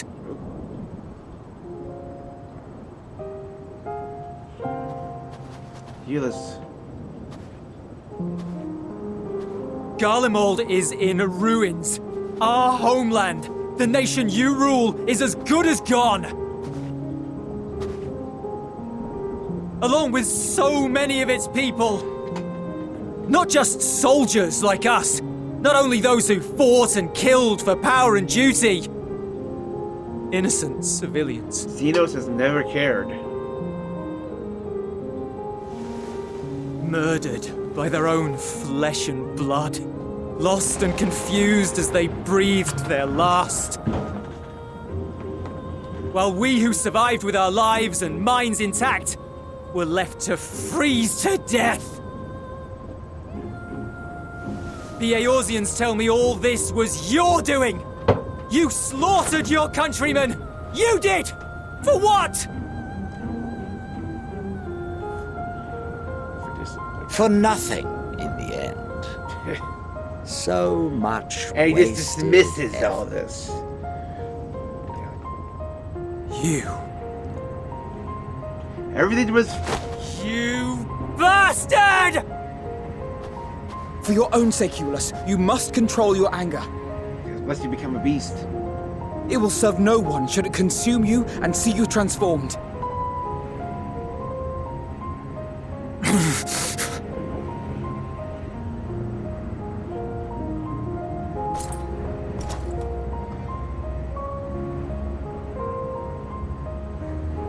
Would you be happier had I a good reason? What? If my motives met with your approval, would you no longer resent the outcome? What the heck? If so, then perhaps a beast's skin would suit you better. Duty, honor, morality. All constructs of convenience when put to proof. Surely the war taught you how easily power becomes the tool of the self-righteous. How the people's justice was merely a means to their end. Whoever wins becomes justice. Yet you would ask me why. Ask any creature of this star and those above for answers, and they will tell you what suits their fancy. And they would be right to do so. What meaning there is to be found in the petty vicissitudes of your existence must be gleaned by you, and you alone.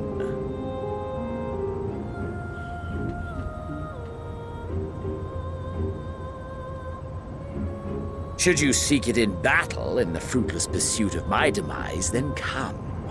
Assume your rightful place as a notch on my blade.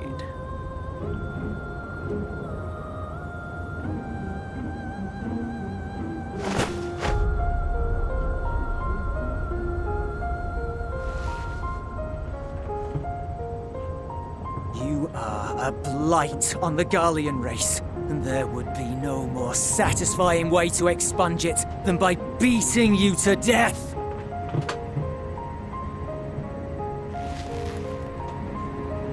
But I will not be party to another tragedy. I refuse to lose anyone else because of you. So go. Go! And may we never suffer your madness again!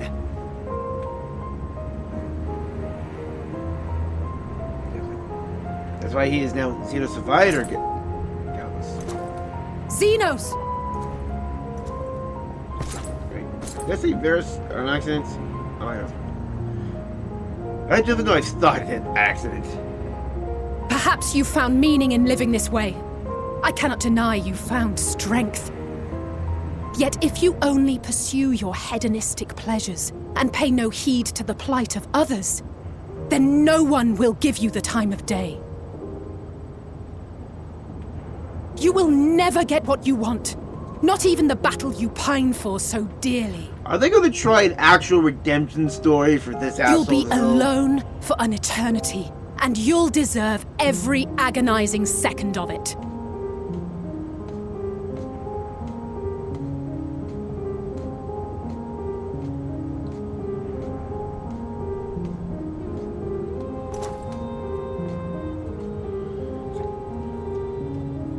Xenos is yet to show up. We still need to have a climactic battle with him. He will get his battle at some point. I'm certain of that.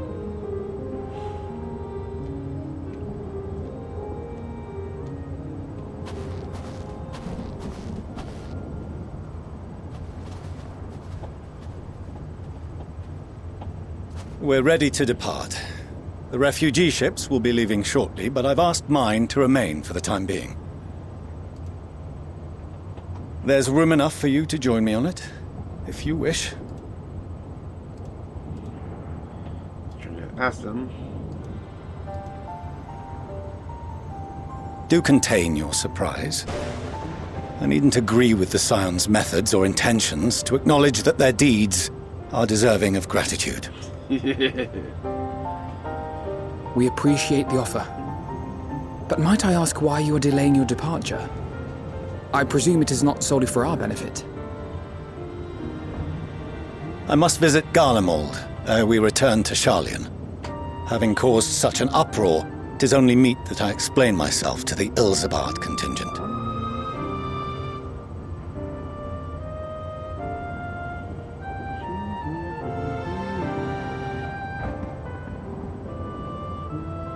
Allow us to accompany you then.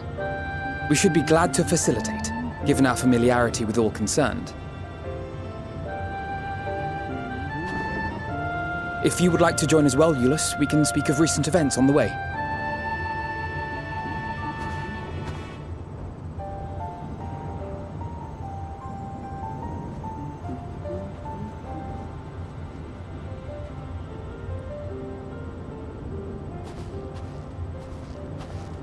He'll be off to your seat on the forum next. I'm just checking out the paths and colorful.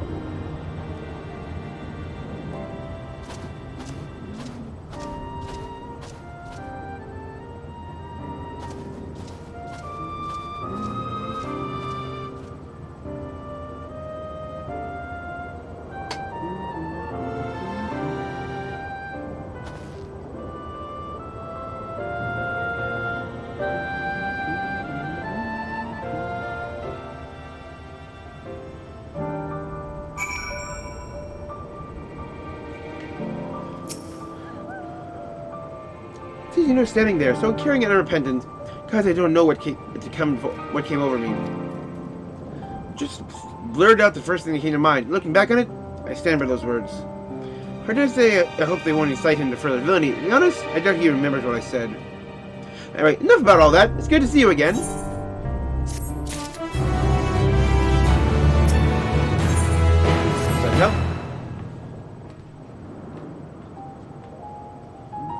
No major injuries then. Good.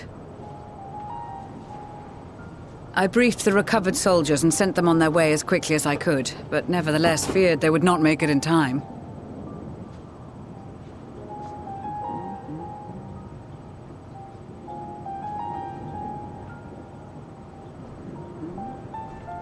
The additional support was invaluable. Your men saved more than a few lives.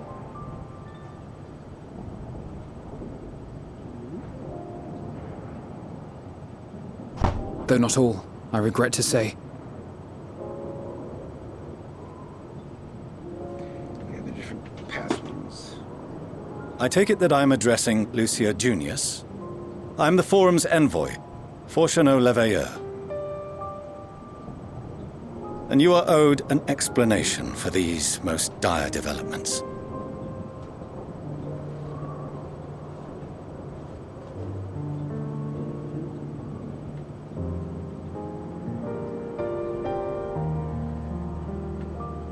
Another trial wrought by the final days. I was beginning to suspect as much. You doubtless feel some consternation having been forced to abandon your original plan.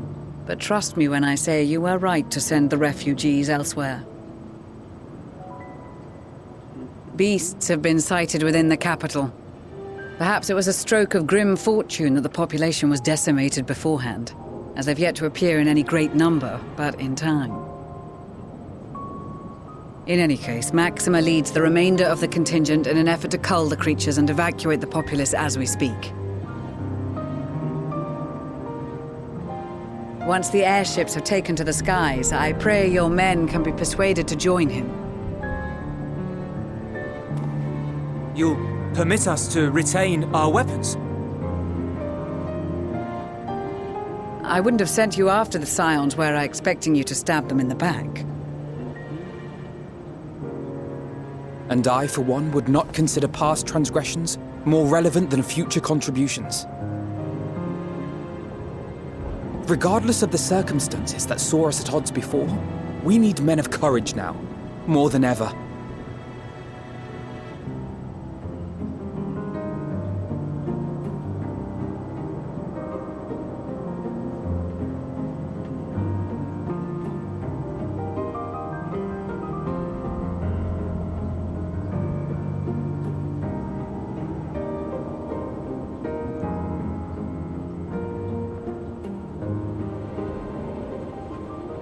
We swore to defend Garlemald, and so we shall.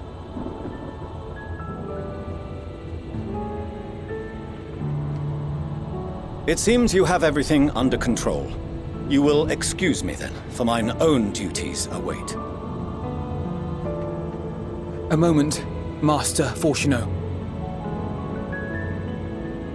You did desire to express your appreciation for services rendered, did you not?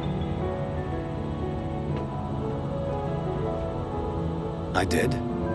Though if you intend to again ask that Charlian alter its course, you will find my gratitude insufficient. 'Tis nothing so onerous. I wish to hear the details of this grand endeavor of yours.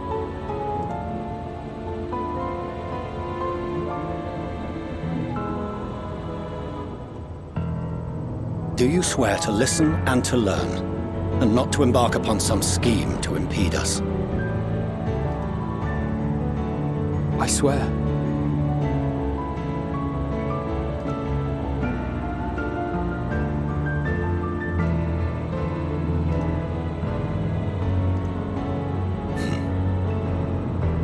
Any other, I would doubt. But you, I trust to keep your word. For not once have you broken it. Very well. I will request that the Forum make you privy to our plans. You may await our summons at the Baldessian Annex, assuming the decision is in your favor. Does that suffice? And head down into Labyrinthos, Part 2. It does. You have my thanks. Excellent. You can regale us with tales of your most recent sojourn to the First while we wait.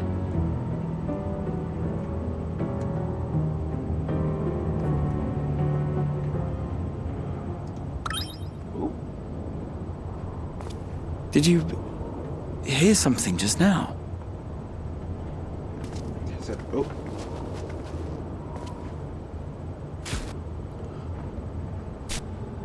Elaborate!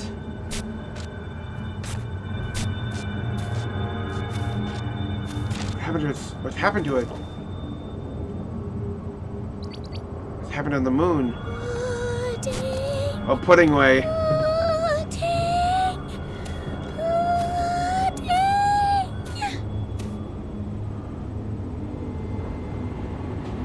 I hope you're just being ominous for no good reason. Where is this star's blasted You're just being pudding? Yeah, pudding away. You're just being trolly, Screenix.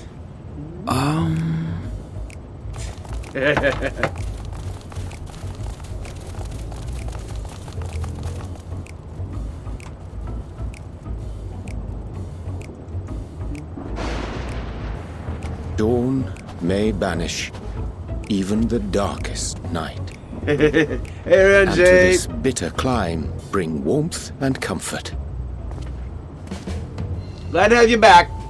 It's been a fair bit. 'Tis heartening to see such an assembly upon my return. I thought often of you whilst I looked down upon our star's brilliance from the moon above. Yes, but what are you doing here? And dressed like that? Aren't you cold? Verily, I fear for my health should I proceed to expound upon our purpose ere I procure more suitable garments. Shivering. It's like, dude, get your coat and then be dramatic. Then allow me to summarize. We're here because none of you lot are up there. Nor has anyone deigned to send word about any changes in the plans. It's rude, is what it is. At least that's what I thought at first, but then folks got to wondering if you weren't in a spot of bother, so we decided to take matters into our own hands. Come down here and help, if our help be needed. So she says, but it's also something of a convenient excuse to visit Aetheris. Urianger made it sound absolutely marvelous. More so before the impending doom, but still. And it's not like there will ever be a better time. What with the aforementioned doom? Marvellous, they say, yet not an ounce of pudding to be found. I must suffer Urianger's inferior work. Oh my god, look at that! Oh, okay, Urianger makes terrible pudding. Hey! Maybe consider the plight of present company before you go blathering on about pudding and doom? Ahem. As I was saying, should you require any assistance with whatever, we are at your disposal. We were born from Heidelin's love for the lives of this star, so naturally we would much prefer to see them continue. Twiddling our thumbs up on the moon is hardly conducive to that, though, is it? Aye, not when you've all got such precious thoughts and feelings and hopes for the future deserving of more active preservation. Speaking to Urianger made us realize that while we've carried out our duties to the letter, we've failed to fulfill them in spirit. From there, it was just a hop, skip, and a jump towards resolving to do better. So please, show us how. Help us help you.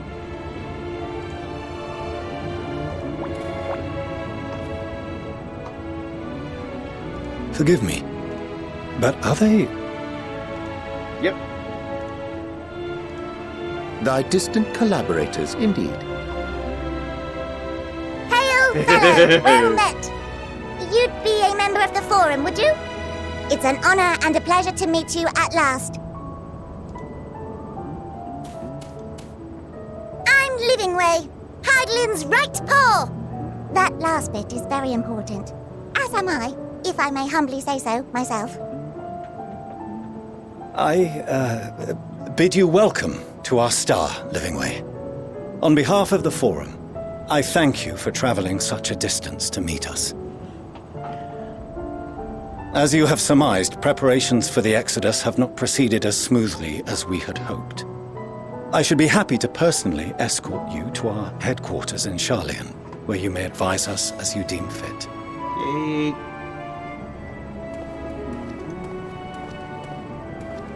'Twas with reluctance that I set aside the great work of readying the moon for habitation. Be assured that I did so only after the Loperids made plain their earnest desire to come hither, and I myself felt a growing certainty that their contributions here would prove invaluable. 'Tis trite, perhaps, but I followed my heart.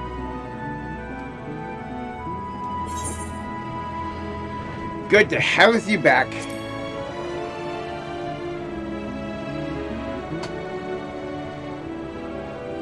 For a time, at least. Nevertheless, 'twas worth the journey to find present company well. Wilt thou attend us at the Forum and lend thine own wisdom?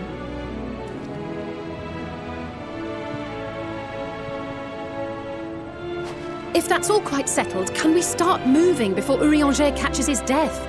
Even I'm freezing out here. Oh, I dare say you'll warm up quickly once you're aboard the airship. Sat shoulder to shoulder with our fur-covered friends. Yeah, they're definitely cute. And fluffy!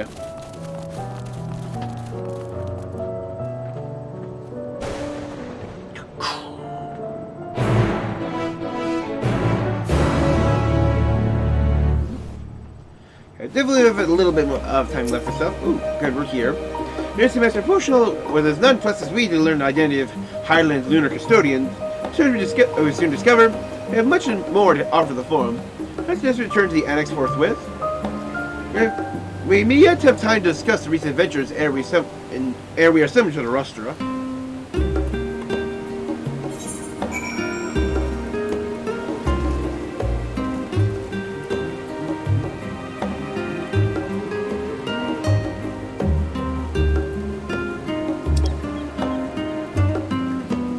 Oh, we got a few more quests here?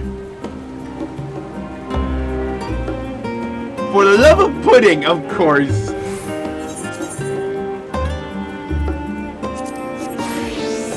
Let's take care of these quests. Oh, there's one more.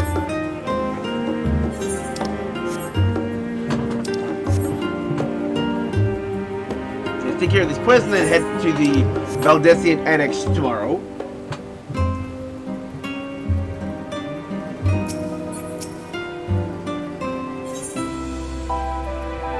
Baked alien soup.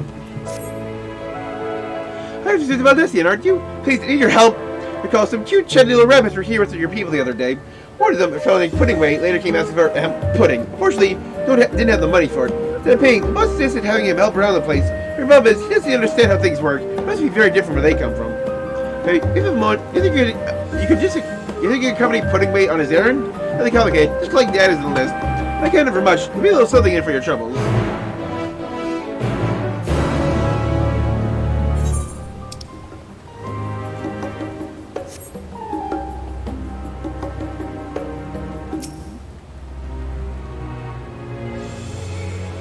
Where's the vendor? You come at the perfect time to lend ear to my woes.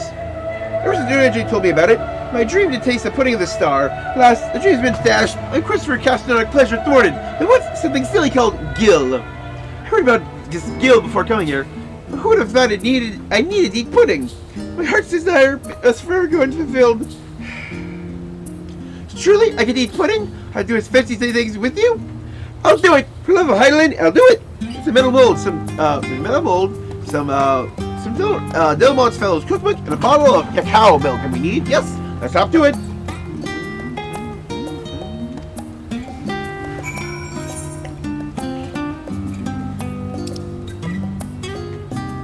Oh, wait, actually.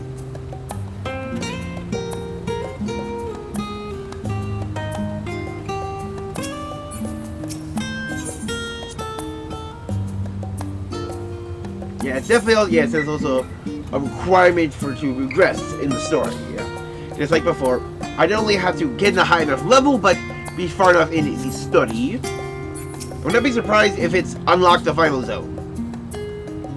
Understand you? Are you? Heard of it sending someone? Here's a cacao milk. Thank you. I can't wait for it to become delicious pudding. So that's what it's for. Milk's freshly squeezed, so I dare say it'll make a fine treat.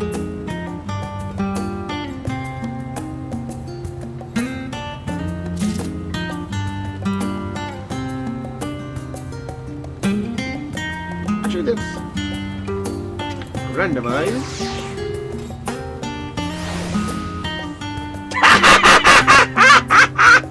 Oh my god, we randomly went from wind up Isar to wind up Shiva. Oh, that is perfect.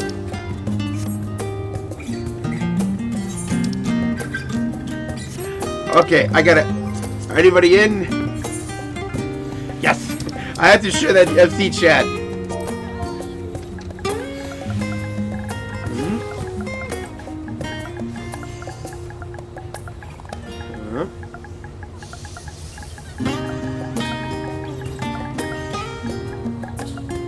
I use my minion red and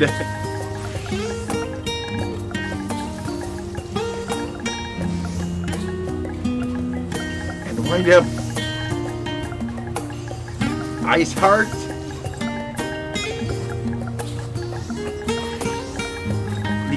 Decay.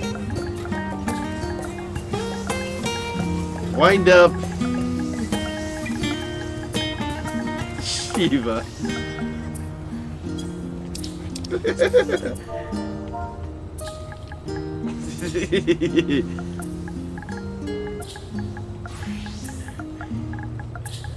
I'm dying of laughter now.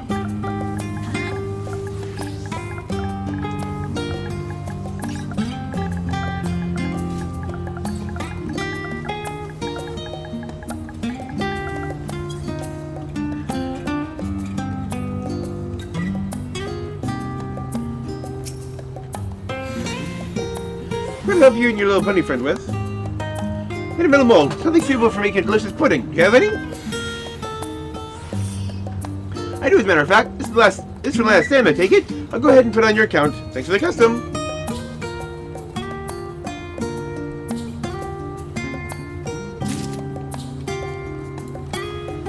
So I'm only asking about how long until maintenance.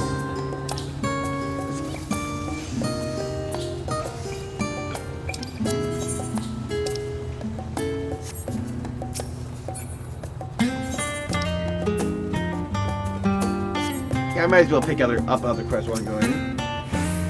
Oh. Ooh, another mystery one. Secret of the box! Even the roar is a mystery. You're Vander Advent, are you not? I've been looking for you. I'm not sure too. My justice is delivering this letter and box to you. Although I cannot say who had sent them, rest assured that a client means no ill. My work is done, so I'll leave you to it. I suggest you start by reading the letter.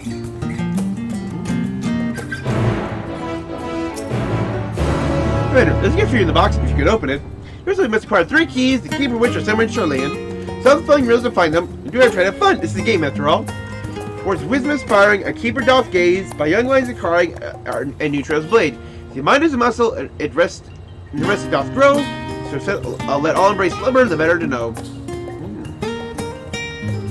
By life ever flowing, a keeper doth wait, clutching a prize his hunger to sate. And no prize is so coveted as one golden hued, mission of it is never thought rude. Thus by the nymphi a keeper doth stand, enthralled in the tale, a book in his hand. The vulcan of his letters, his parchment may be, his words said and heard which impel destiny.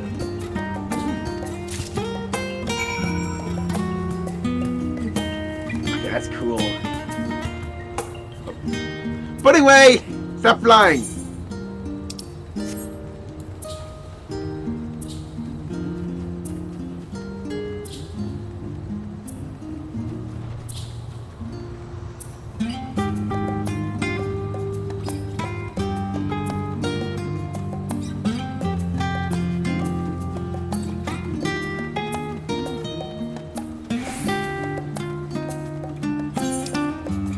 Pick up the last thing.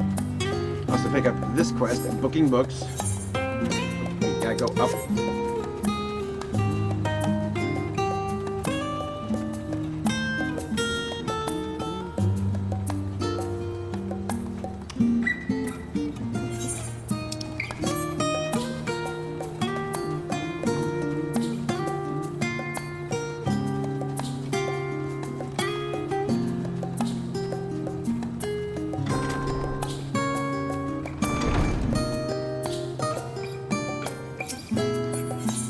I'll actually do this one first to see if Pudding Way will go back on his own.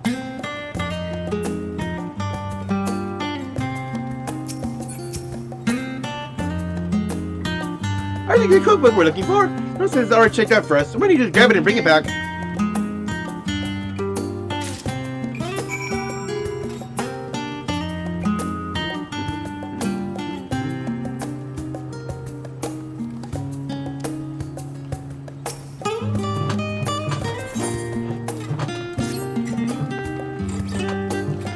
Twice.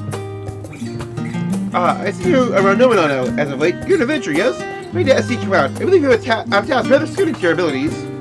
We recently added a set of volumes procured from the Great Google Library to our collection. How do we set up them in the stacks so that an astute and handle them without the proper precautions? Those activated apparently is meant to prevent their theft, causing all 5 to go scurrying off to God's nowhere. Before we the current state, I'm afraid few of us are suited for combat.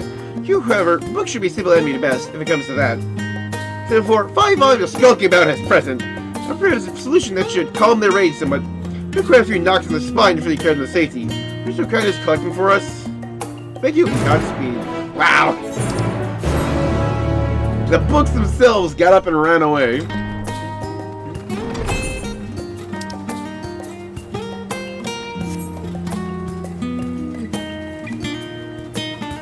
One putting away. Yep, hop down. Please don't be up.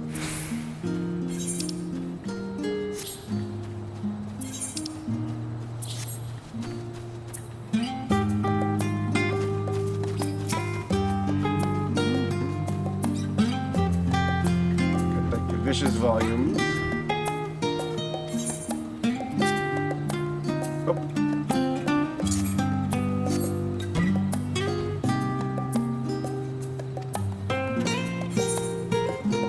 Oh, there's a second one here. Yep.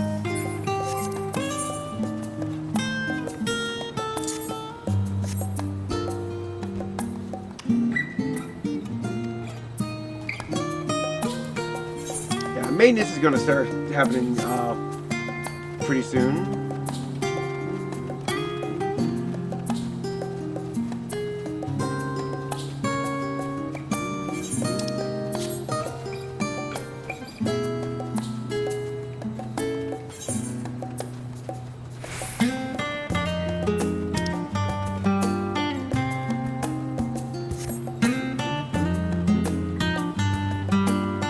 Maintenance starts in 2 hours.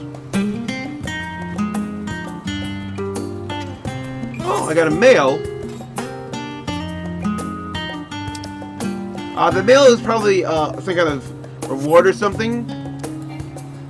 Now that the game is officially launched.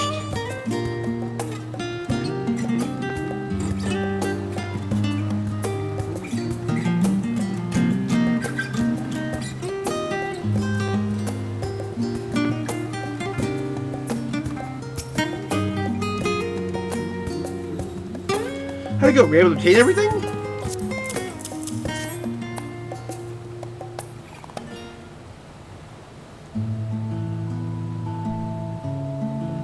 Wonderful. I'll set about making pudding at once. Not just any pudding either, but the famous rainbow pudding, born of the brilliant culinary mind of the legendary master Garlemald. This little one has wanted to try pudding so badly, it's only right that we serve him the very best. Wink. As for your good self, this is much. Please forget this as payment for your troubles.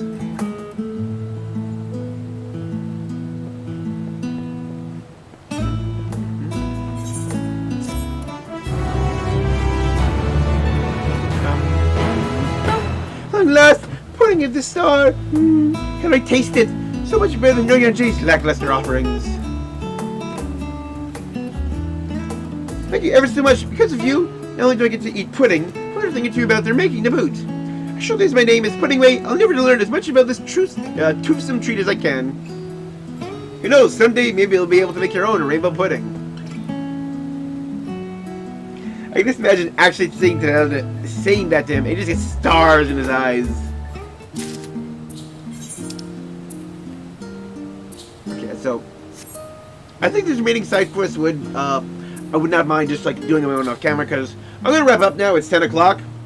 Yeah. Total recording time 2 hours 45 minutes, but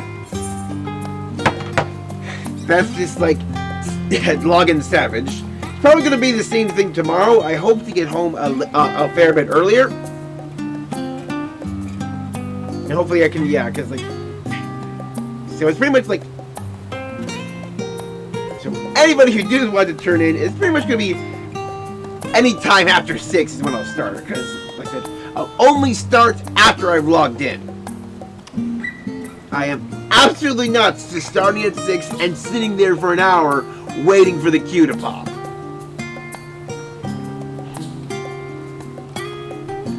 Yeah, but so that'll be tomorrow. Just like we'll start sometime after 6. Yeah. yeah, like, actually, before I go, let's just check what my mail is. Oh, it's in collecting edition stuff. Yep. The Death Knife, Arion Horn, and Wenda Porum. Where's the Wenda Palum? Got the Glamour, got the Mount, got the Minion. When I check to pronounce eyelashes indicate this is the female half of a matching pair. Let's show those off quick.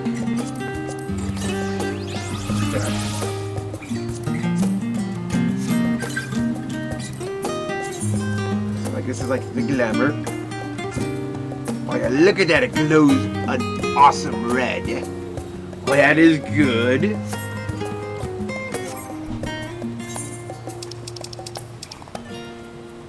The Arion, majestic and unwaveringly loyal horse, never failed to deliver its master from peril.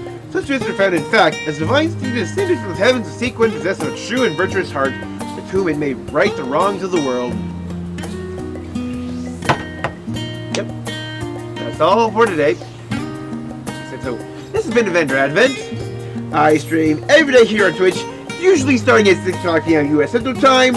But yeah, ever since 14 start, like I had Endwalker, we've not had a single regular start. Yeah, but join tomorrow, anytime after 6, whenever the login finishes, for more Final Fantasy XIV Endwalker.